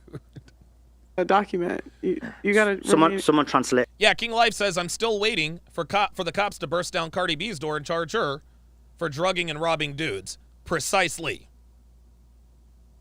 And we know that's true. Has Cardi B been charged? Nope. And then but I don't know about that. I learned Romanian. You learned Romanian? No, I have Romanian friends. You can also use Google Translate on this other thing too, yeah. He probably had it translated. I'll pull it down, okay? Because we could also pull up the video you guys were talking about too. So in terms of what you're saying, that's not right, because the woman who claimed 50% never claimed that she ever got fined. I can say that without doubt. What she's claiming is other women were fined, and their percentage was much higher. So that's not right. She wouldn't know. She would never. No. So she's saying this is the problem. She's saying I never got fined. I got 50% because you're trying to make it look like this, and this is what you're trying to portray. You're trying to portray this point. She got 50%, then she got fined, so therefore the percentage reduced. That's basically what you're trying to portray. Can you explain? But what she said was, no, I got 50%. She never got fined. Other women who allegedly got a bigger percentage were fined. That's what it was. That's not true. But I'm just curious. How would she know? Did you hear what he said? He said that's not true. Like, what are we... Like, Destiny, bruh. Like, you're talking to an attorney, man. You're talking to a lawyer. This is why... Dude, guys, this is why... This is why guys like Destiny... And this is interesting. This is interesting. Vaughn says, and this guy has a large following. Yeah, he does. And it doesn't surprise me, gentlemen. It doesn't surprise me. You see, Destiny has a large fan base. You want to know why he has a large fan base? Because there are a lot of fucking losers in the world. There are a lot of losers in the world. He is an accurate representation of his audience. He has a little, clearly he has more money. That doesn't make him any less a loser. You can be a loser with money. You can absolutely be a loser with money. He's a grown man with blue hair who made all of his money playing video games, who's married, whose wife sleeps with other men. Sorry, you might be worth millions of dollars, still a fucking loser. Well, guess what? That's why he has a large following, guys. That's why he has a large following. Most men in this country, or a lot of men in this country, are losers, guys. Most men in this country are not good with women. Now, there is a portion of men, I don't know what percentage that is, but there's a portion of men who are not good with women who say, okay, I want to be good with women. How can I do that? They find this community, etc., etc. But I think that there is a much larger percentage of men who aren't good with women who hate guys like us. This is why Destiny has a following. Because and guys like Destiny, guys like Abba and Preach, their audiences are always going to be bigger than ours. They're always going to be. They're always going to be bigger than ours because there are a lot more losers than winners. That's the facts. That's the facts. Abba's not good with women. He buys prostitutes. He has admitted as much. Preach is not good with women. Look at his wife. Right? Steve the Dean Williams is not good with women. Look at his wife. O'Shea's not good with women. He buys prostitutes in Uganda. Guys, it all fits, man. It all fits. There are many, many reasons why men hate this community.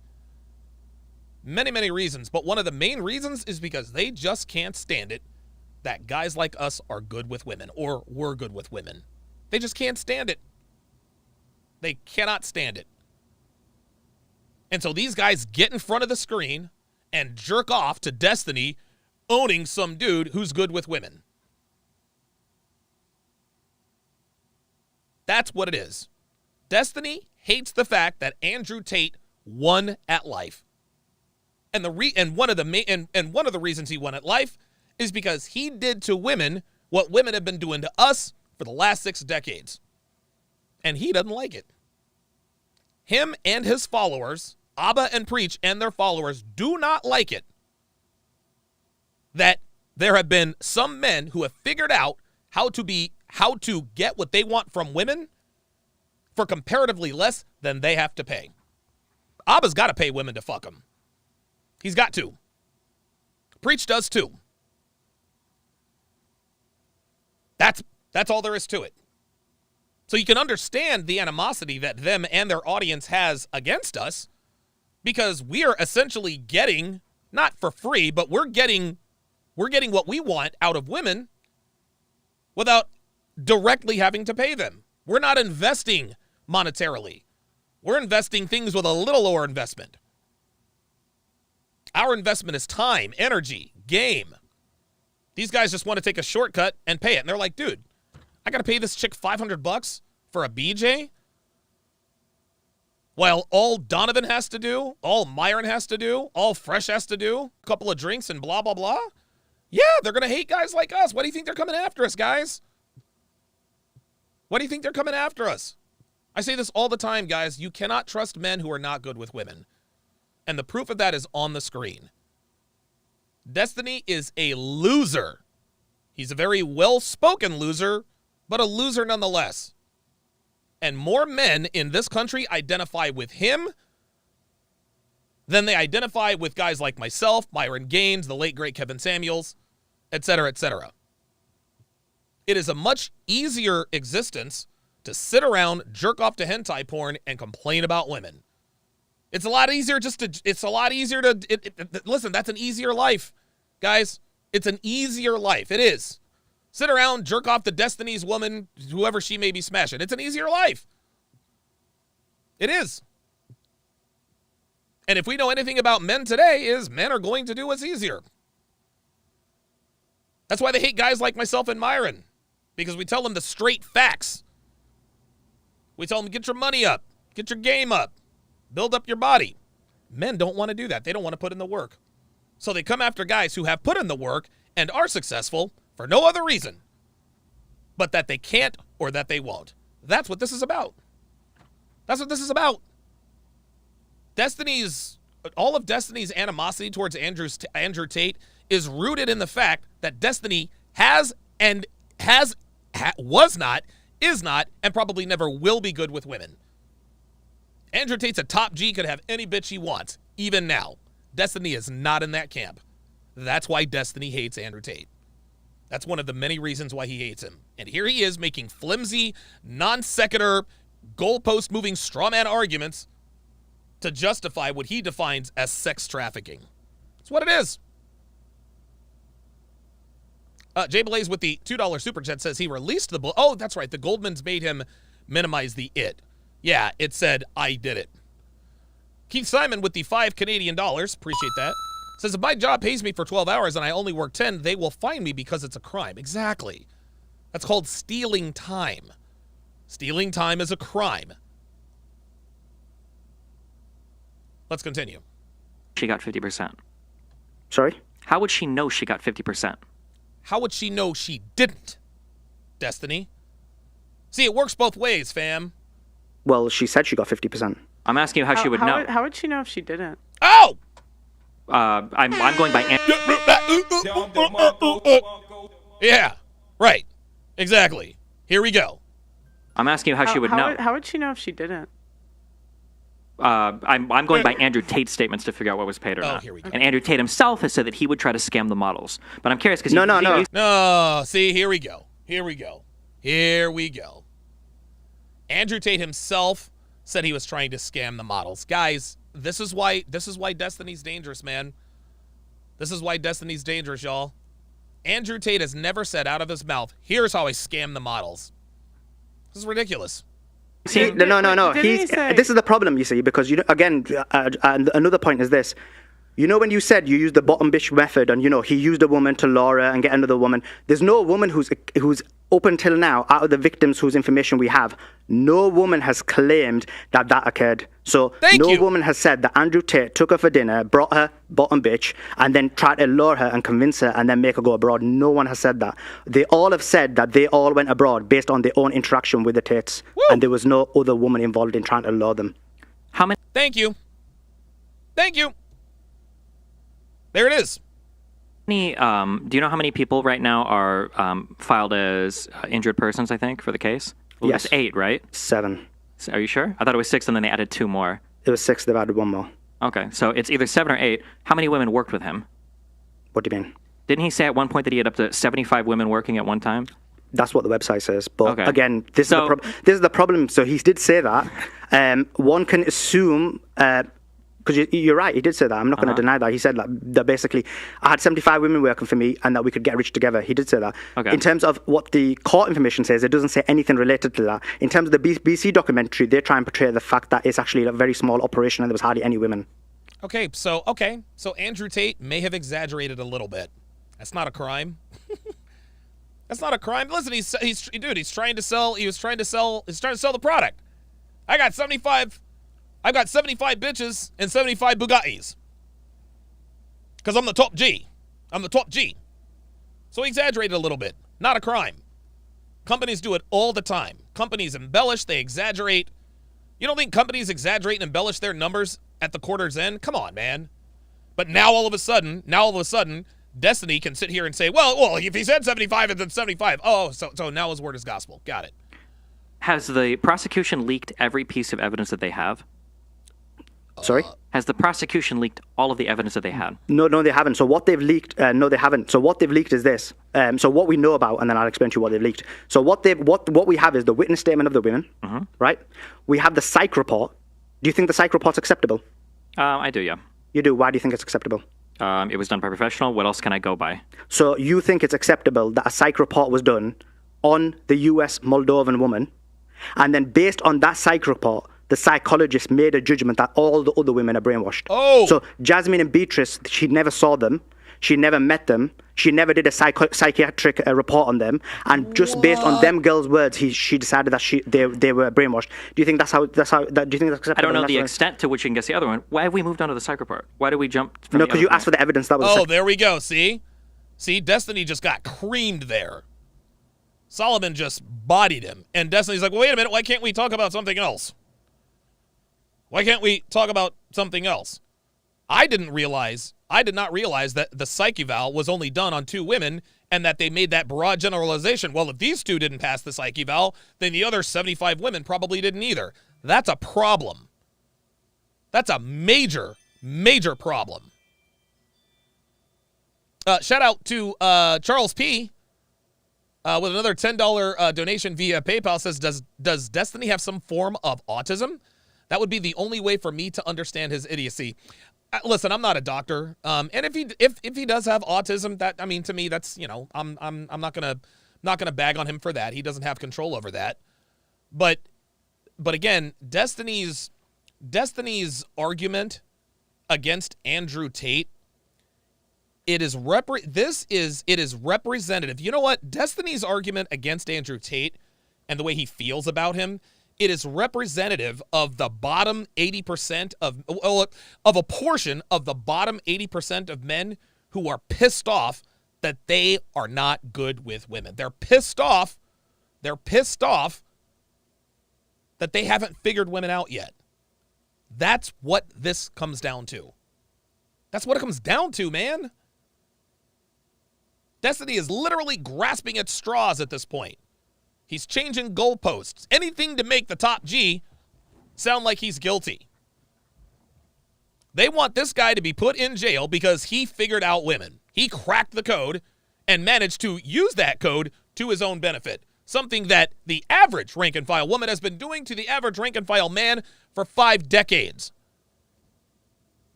So no, I don't believe he has autism, but I'm not a doctor. But again, the reason why he is doing this is this. I'm telling you, Destiny represents the incels of the world, guys. He represents American incels. American incels who hate guys who are good with women. Van Vidal, welcome to Chat Privileges.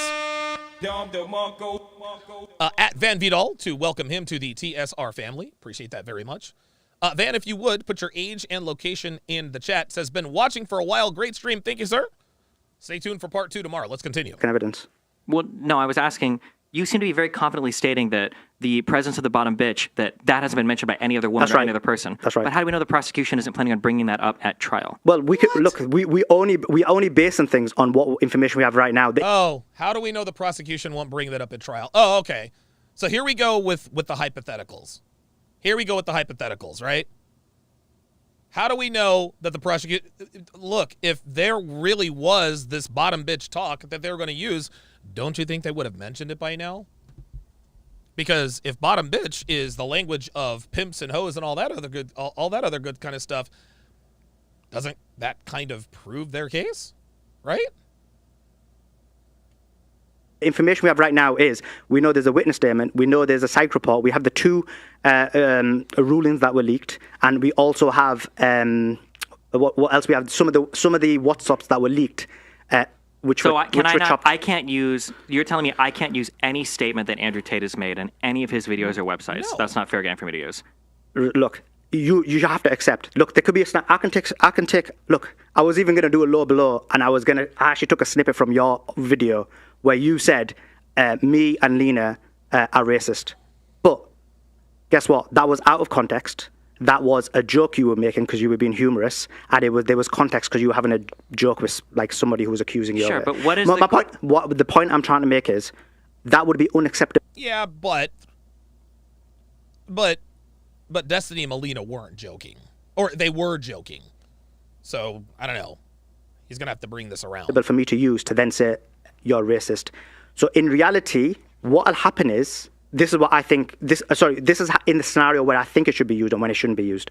So the scenario where a video evidence should be used is, let's say, for example, someone says, I killed Michael. And then you see Michael dead. You'd be like, okay, he said, I've killed Michael online and Michael's dead. But if he says, I've killed Michael, but then like Tony's dead. That doesn't mean that just because he said he's going to murder someone, that he's murdered Tony. So the issue is this: whenever you're going to use something online, the specific usage has to be used. So when you're giving the example of the bottom bitch, there needs to be evidence that that actually happened, and there's no evidence that that happened based on that all we've been presented with. Yeah, that we've been presented with. So, but we've been what? So the prosecution is hiding damning evidence? That's illegal. That's illegal. The prosecution has to give the defense the evidence that they have against their client. They have to. It's called discovery. I don't know how it works in Romania. I don't know what it's called in Romania, but yeah, it's not like the prosecution be like, surprise. No, the defense has a right to know what evidence the prosecution has against their client. Nobody has some secret stash of damning evidence. No, man. Now we're talking hypotheticals. Well, they could have. Well, how do we know they don't? Well, we don't, dude. We don't. And again, this case has been investigated for damn near a year. If they had it, we'd know it by now. Percent was significant. So I've done a significant amount of research on the Moldovan woman. There's nothing about a bottom bitch.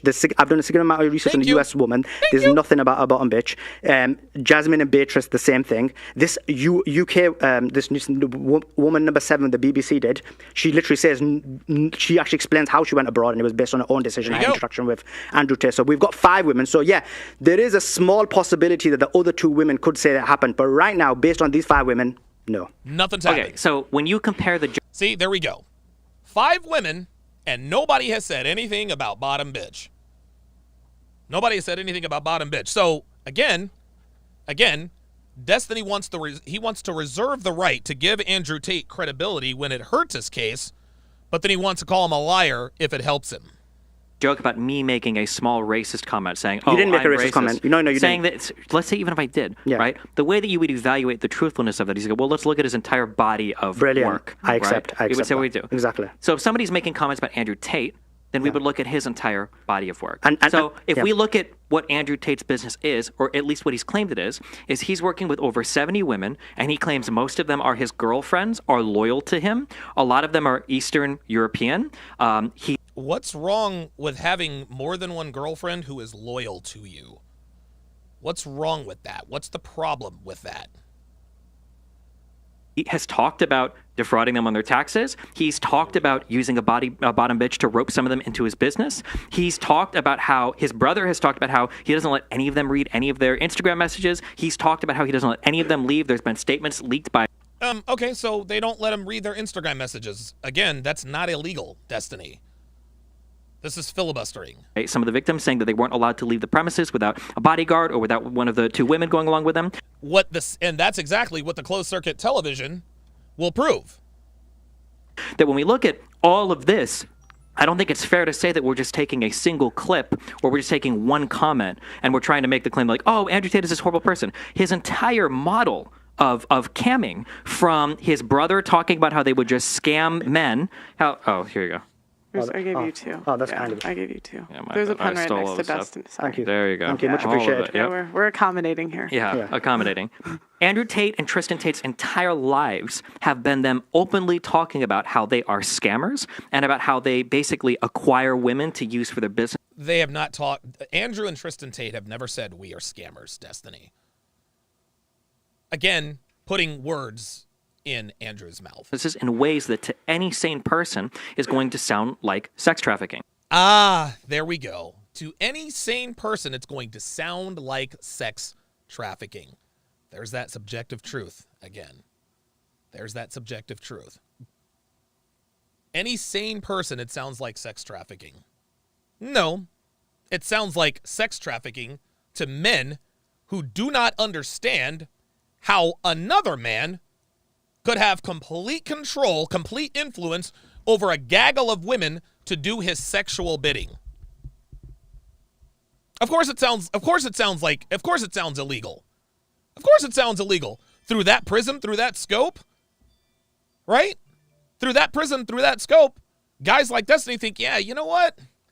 There's no way that one man could be that influential over that many women, have that many women loyal to them, without breaking some sort of law. Actually, it can be done, and it was done. This is just haterade, guys. This is haterade. Destiny, who has never understood women, cannot wrap his mind around the concept of having more than one woman in your rotation doing your bidding.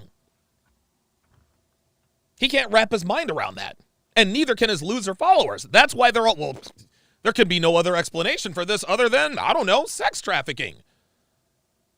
He says to the sane person, sounds like sex trafficking, does not rise to sex trafficking. Disingenuous language. Well, you're getting women that are loyal and faithful to you, that you're going to get to do camming. And in multiple statements, they've said like, oh, and you know what? They're my property and I get all of the money. And then in other statements, Andrew has detailed how he defrauds them on their taxes. I don't see how any sane person does look at this guy like, oh, you know, this kind of looks like sex trafficking. It really does fit the bill completely. See? You see?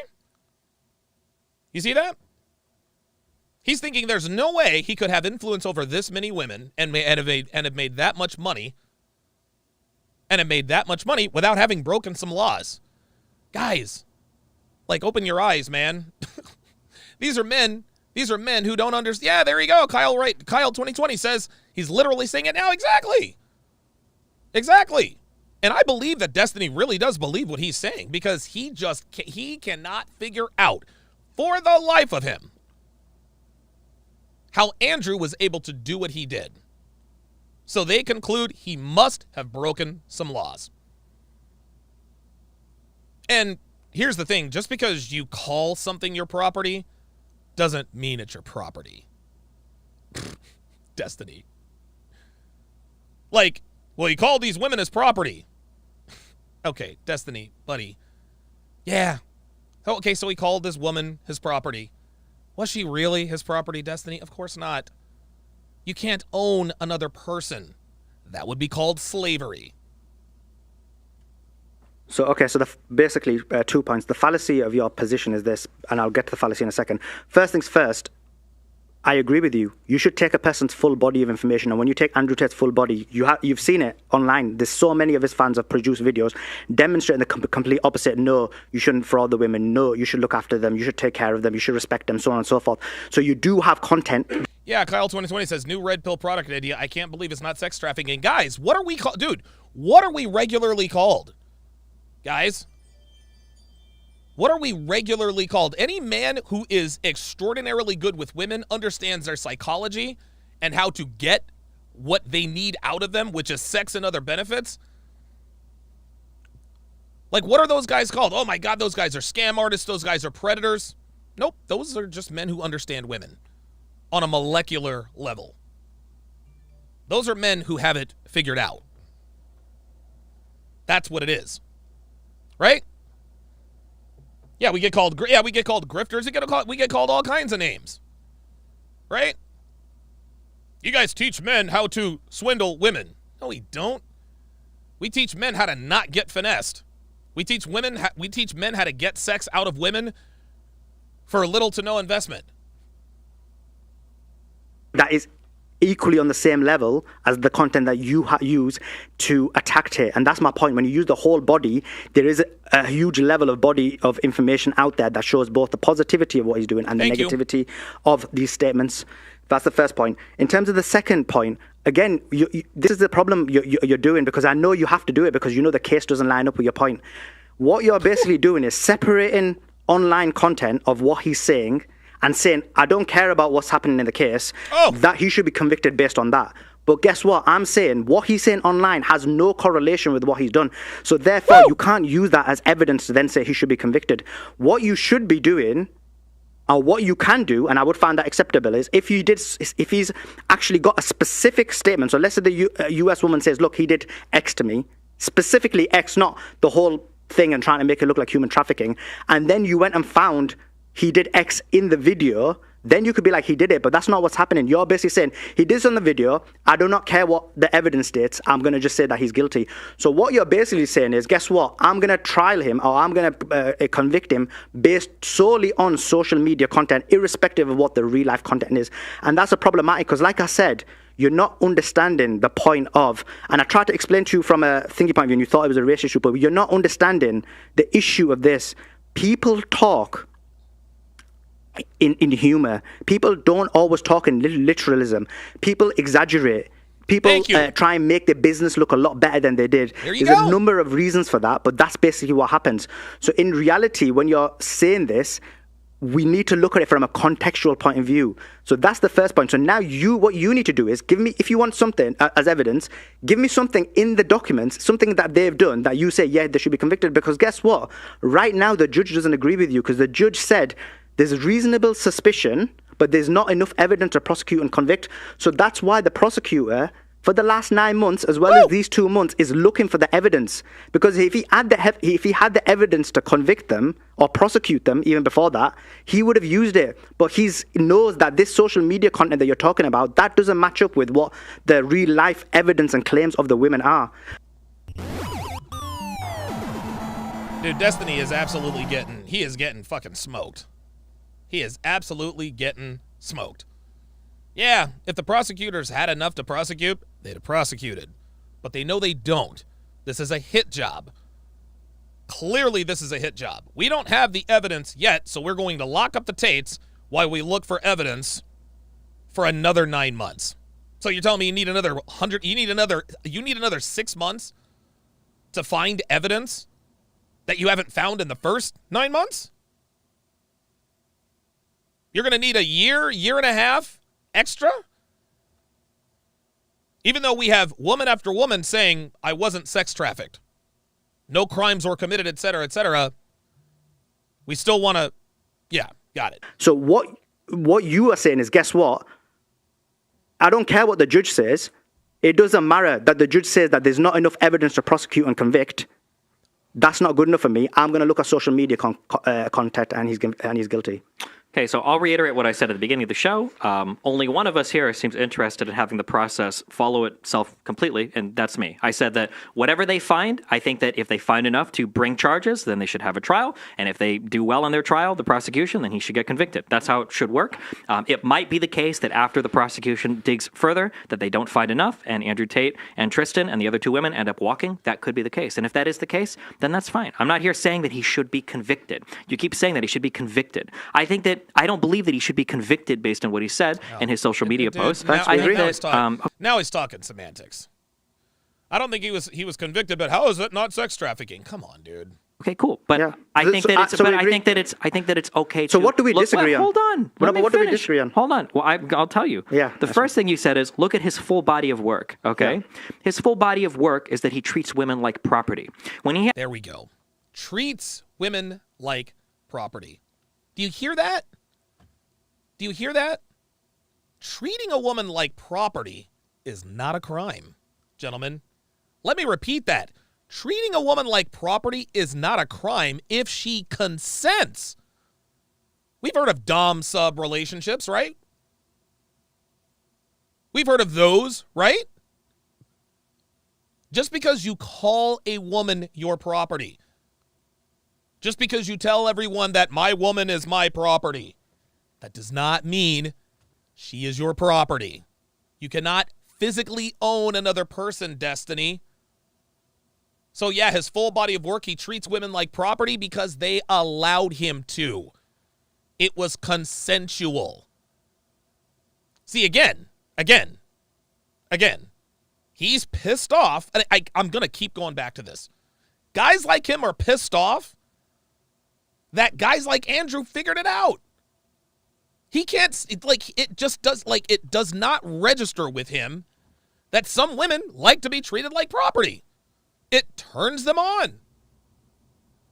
They like being submissive to a dom. Destiny does not understand that. He does not understand why a woman would willingly allow herself to be treated like property. So if she does, there must have been a crime committed. He has some TikTok videos that say things like you should look after women and respect them and take care of them. He's taking care of them as a pimp takes care of his prostitutes. And he's reiterated that multiple times, that the women belong to him, that they're not allowed to go out without him. They can't go to the club without him. They can't do these. CCTV. And now he's conflating his relationships with his business. Right? Now he's conflating his relationships with his business. Yeah, he said, yeah, my wife can't, my fiance Devin, for example. I'll use myself as an example, right? I'll use my fiance as an example. I'm not going to say Devin can't go out. I'm not going to say that. Devin's a grown woman. She can do whatever it is she wants to do. But to the world, they would say, well, Devin can't go out. Because if Devin does go out without me, guess what? She ends the relationship. If she goes to girls' nights out, if she goes to club, that ends the relationships. That ends the relationship. This is, again, Destiny taking what Andrew says literally. There's some men who say, you know what? My woman can't go to the club. So what, can you prosecute them now? Because you're treating them like property? No. Because regardless of what a man says his woman can or can't do, a woman can do whatever she wants to do. But Destiny, again, Destiny and his ilk and his loser fans, they can't comprehend a woman willingly and wholly submitting to a man. Things without him, that they stay home all the time and they cook and they clean and they hold on, let me respond to his things, please, and then you can say whatever you want. Okay, yeah, that he's multiple times stated this, and his brother Tristan has stated the same thing as well, that they're not allowed to look at their Instagram DMs, that he controls all of their again, not allowed to look at their Instagram DMs. It's not a crime. Social media accounts. He probably control their income as well. I would imagine that would extend to that. So oh, here we go. Did you hear that? He probably controlled their income as well. See how he adds that propaganda? He probably controlled their income does not mean that he controlled their income. So when you say that there's a counterbalance, well, on one end, he's treating women like property, but on the other end, he's saying that respect them because you need to own them as sex workers, essentially, or own them as house slaves. There we go. Sex workers, essentially. Do you see that? You see that? Andrew Tate never said sex workers. Destiny said sex workers. Oh, wait a minute. Let me qualify that. Essentially. I don't think that that's a good counterbalance. You bring up this point again and again that he should be convicted based on social media things. I have not said that he should be convicted. What I'm saying is that, and what you agreed to, is that the prosecution hasn't given us every single piece of evidence. If Andrew Tate has said, I defraud people on their taxes, I don't think that he should be convicted for it. I think that would be a good point for the prosecution to say, okay, well, let's start subpoenaing records and let's see what have these girls actually been paid. You don't think they've done that already, Destiny? You don't think they've done that already? They've had 9 months. They've had 9 months, Steven. They've had 9 months to do it. 9 months plus. And so far there isn't a shred of evidence. The Level Up man says he takes Andrew literally when it benefits him. Until it doesn't, then well, but context and inference and blah, blah, blah. Right. They should have bank accounts. There should be income statements from his camming websites, and then the prosecution can look and they could go, this woman earned, 50,000 Romanian dollars, and she was paid, 25,000 Romanian dollars. Well, everything here is probably good, and they move on. This is all speculation, Destiny. Get to the point. Keith Simon with the 10 Canadian dollars. Jesus. Appreciate that. He says his gaming career is done. Now he spends his time in the red pill space, quote, educating us. A man that no other man wants to emulate. There is money in being a man who, quote, stands up to other men. Yeah, okay. Well, I mean, if this is a niche, that's fine. I think Destiny's great for the space. I think he is. I think Destiny is, dude, I honestly think he is good for the space. I think he's good for the space. Destiny is an accurate representation of our male haters. Destiny has more in common with Anthony Johnson, Abba and Preach, O'Shea, and all those losers over at Nigatube than he does with guys like us. Let's just call a spade, man. Let's call a spade. That's what this is, man. That's what this is. Yeah, he's carved out a nice niche for himself, but I think he's good for the space. Because we can point and say, gentlemen, this is not someone you should aspire to be. It isn't. If anything, it helps solidify red pill teachings.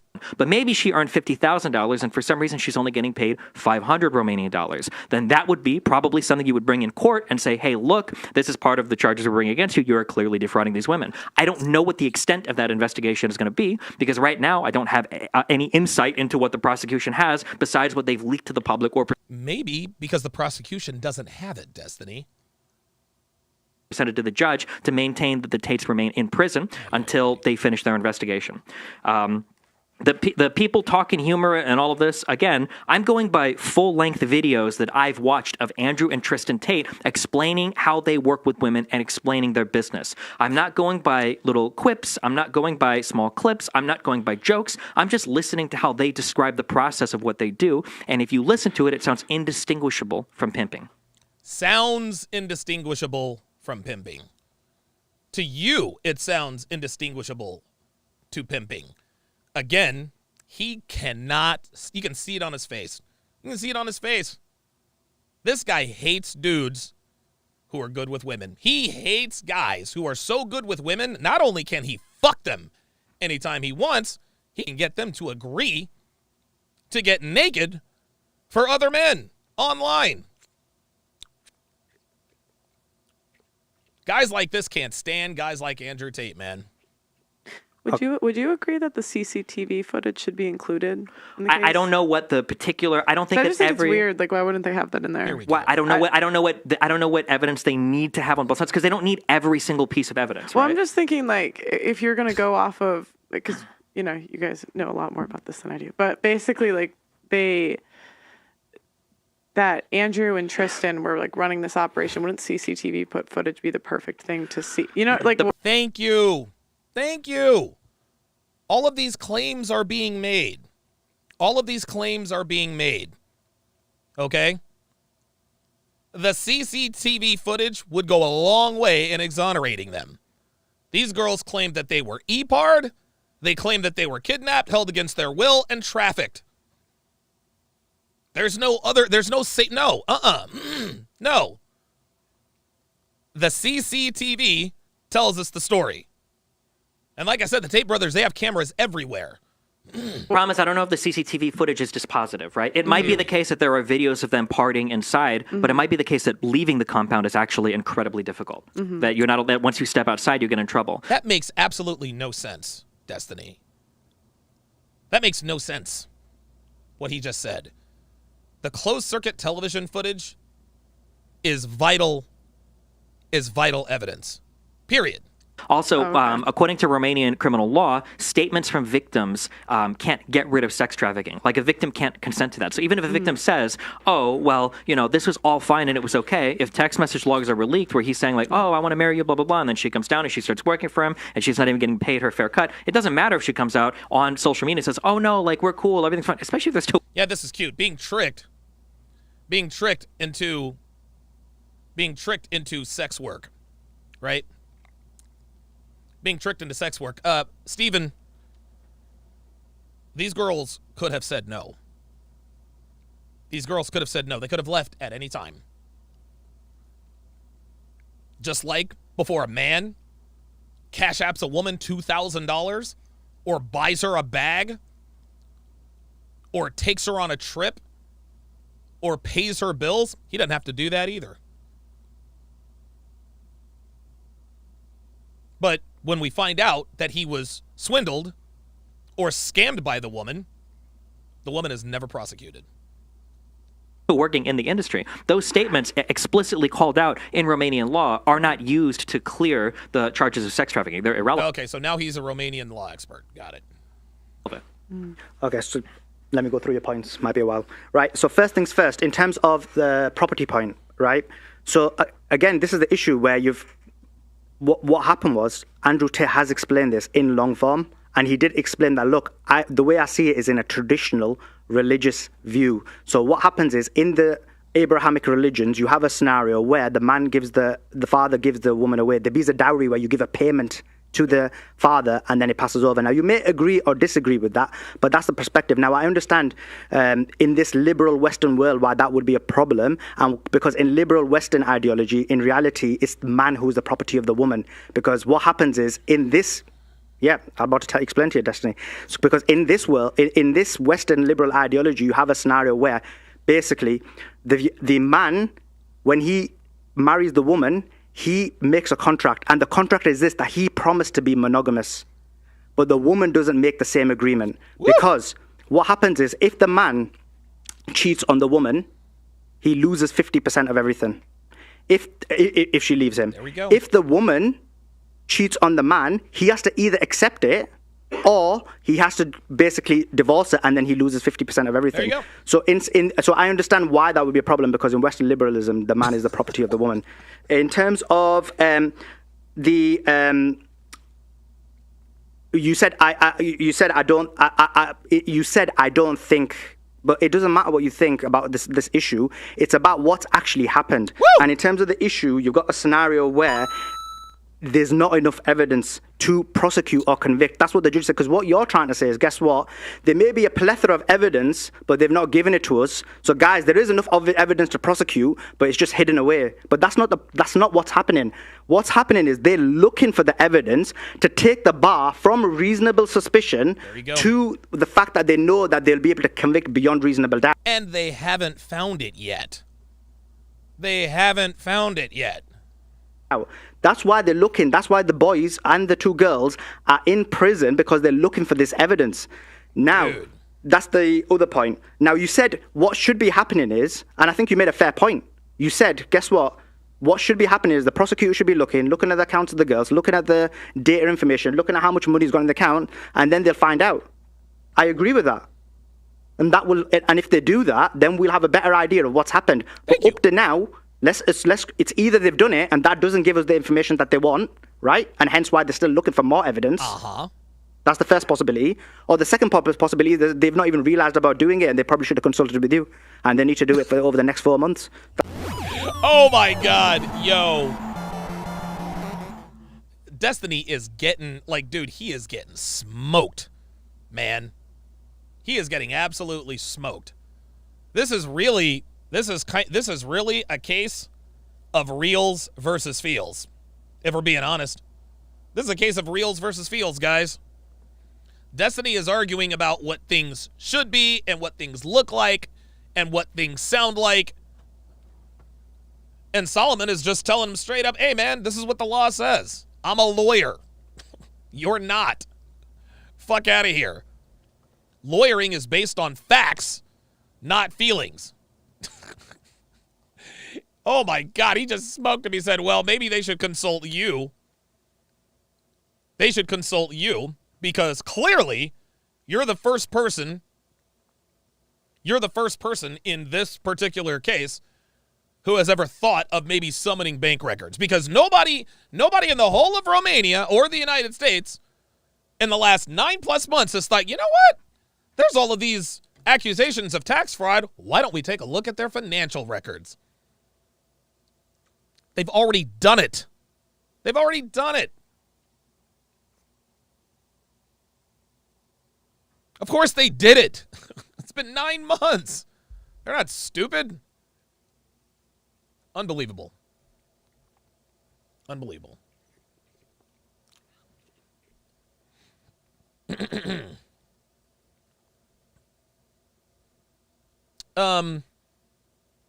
Walton Rich Morgan says Destiny has convinced a legion of video game nerds that he is good at debating, so he gets to go around using straw man arguments and filibustering tactics to wear out his opposition.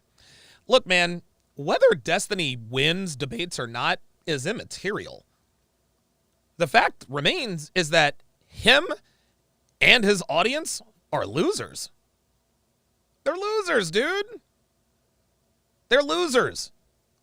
Any grown man who looks up to another grown man who has blue hair, who allows his wife to be smashed out by other dudes and also messes with other dudes on occasion, losers, bruh. Sorry, man. Sorry. Nobody aspires to be like this dude. Nobody aspires to be. Destiny owns you. Okay. So he owned me. Big fucking deal. He owned me. Now what? You're still a loser.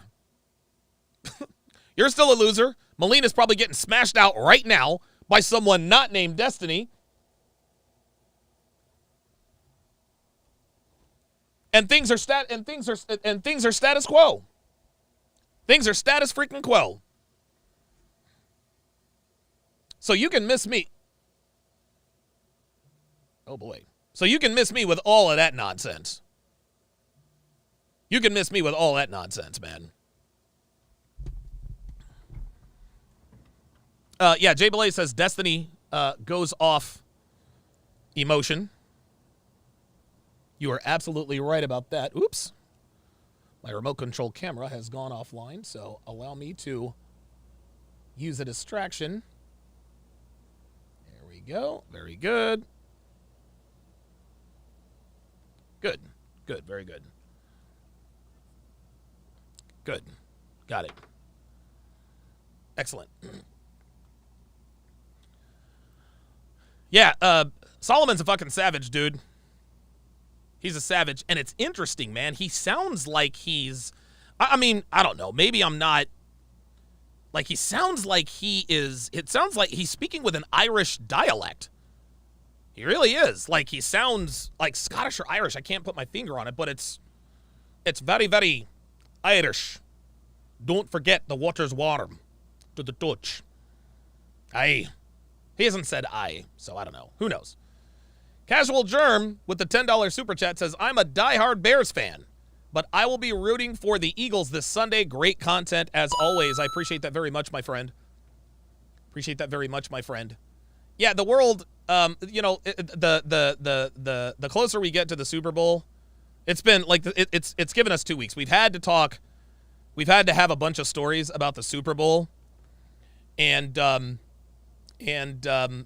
you know, nobody seems to be. So first it was Micah Parsons who said it wasn't Jalen Hurts, it was the team, right?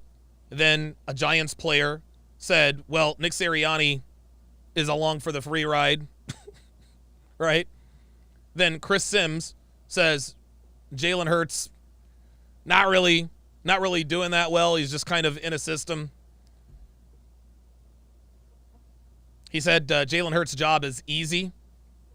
Okay, so let me get this straight. Nick Sirianni has to make Hurts' job hard to get any respect? I don't care about that stuff, man. I don't care about that stuff. I don't care about that stuff at all, dude. I don't care at all. They're running out of they really are running out of things to talk about, and they have honestly convinced a good part of the nation that the Chiefs actually have a chance to win this football game. Now, the way the teams are constructed with all the injuries and all that good stuff, if they played 10 times, the Eagles would probably win 7 games. The Chiefs would probably win 3. Right? So I put it at 70% that the Eagles will win. I think the Eagles are going to absolutely dump truck the Kansas City Chiefs. The Chiefs have one advantage. They have, well, actually, this is what makes it a little closer. The Chiefs have 2 advantages. They have the advantage at quarterback and advantage at head coach. Their quarterback is better than ours. Their head coach is better than ours. We got the better team, and it's not close. It's not close. The Eagles have almost as many sacks in a total season as the 85 Bears. We had 4 guys with 10-plus sacks. We have 4 guys with 10-plus sacks. We've got 2 all-pro cornerbacks. We've got an all-pro receiver, 2 Pro Bowl receivers, while the Chiefs have, a couple of rookie cornerbacks. Yeah, Jalen Hurts has the bum shoulder, but guess what? He doesn't need his shoulder to run. Like, dude, the Eagles are stacked, man. We're stacked, we're healthy, and good luck running the ball on Ndamukong Suh, Linval Joseph. Who else is there? God, Fletcher. I mean, dude, Robert Quinn. Dude, we got Avonte Maddox back, CJ Gardner-Johnson. Dude, it's not close.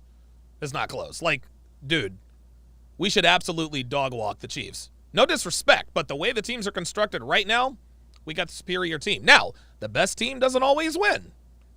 The best team doesn't always win. Remember what happened to the Patriots in Super Bowl 42. The Patriots were clearly the superior team. Giants pulled the biggest upset in Super Bowl history. That could happen with Kansas City. That could happen with Kansas City. But no one will sit there and say, I knew the Giants were going to beat the Patriots. We all thought the Patriots were going to roll them. It is what it is. It is what it is. So, yeah, they've run out of stuff to write about. They actually have part of the population convinced that the Chiefs actually have a chance to win the game. I mean, listen, they do have a chance to win the game. But they've convinced a large part of the population that the Chiefs will actually win the football game. Dude, we are better at literally every position except for one. We've got an all-pro center. Jordan Mailata is one of the best left tackles in football. He didn't even make the Pro Bowl. Lane Johnson, our right tackle, could very well be the greatest right tackle ever. And I'm not exaggerating. He hasn't given up a sack in 3 years. Love the Chiefs. Respect Andy Reid.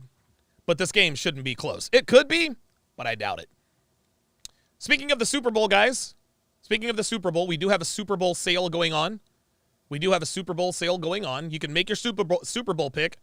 Use promo code Eagles or Chiefs at checkout to get 50% off of books and courses. 50% off books and courses.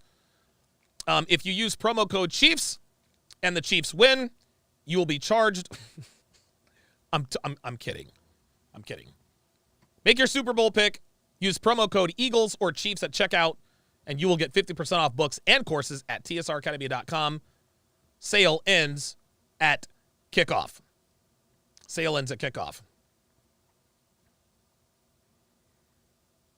Jay Blaze says Lamar needs to do what Jalen did. You know how that goes. Yeah, listen, I know Jalen's got the bum throwing shoulder, but another 2 weeks. He's rested that shoulder now for another 2 weeks. I think he's going to be all right. Do not forget to follow me on Instagram at Donovan Sharpe TSR, as well as Twitter at Donovan's Den. Make sure you scoop up my newest free ebook, Dead Bedroom, The Cure for a Sexless Relationship. Just go to tsracademy.com/free/ plug in your very best email, follow the instructions, and watch your relationship go from the desert to the rain forest. I will continue this reaction tomorrow. Looks like I got about halfway through. So I will continue this tomorrow as Devin is listing all of the Pro Bowlers. Like, dude, we're stacked. Howie Roseman is going to win. Dude, he's going to win Executive of the Year. And the Eagles are set up for a long time. So that is going to do it for this, the 933rd edition of TSR Live. My thanks to all of my members, my patrons, my Sharpe Street members, and Super Chatters. Have a great night, guys. We'll see you next time.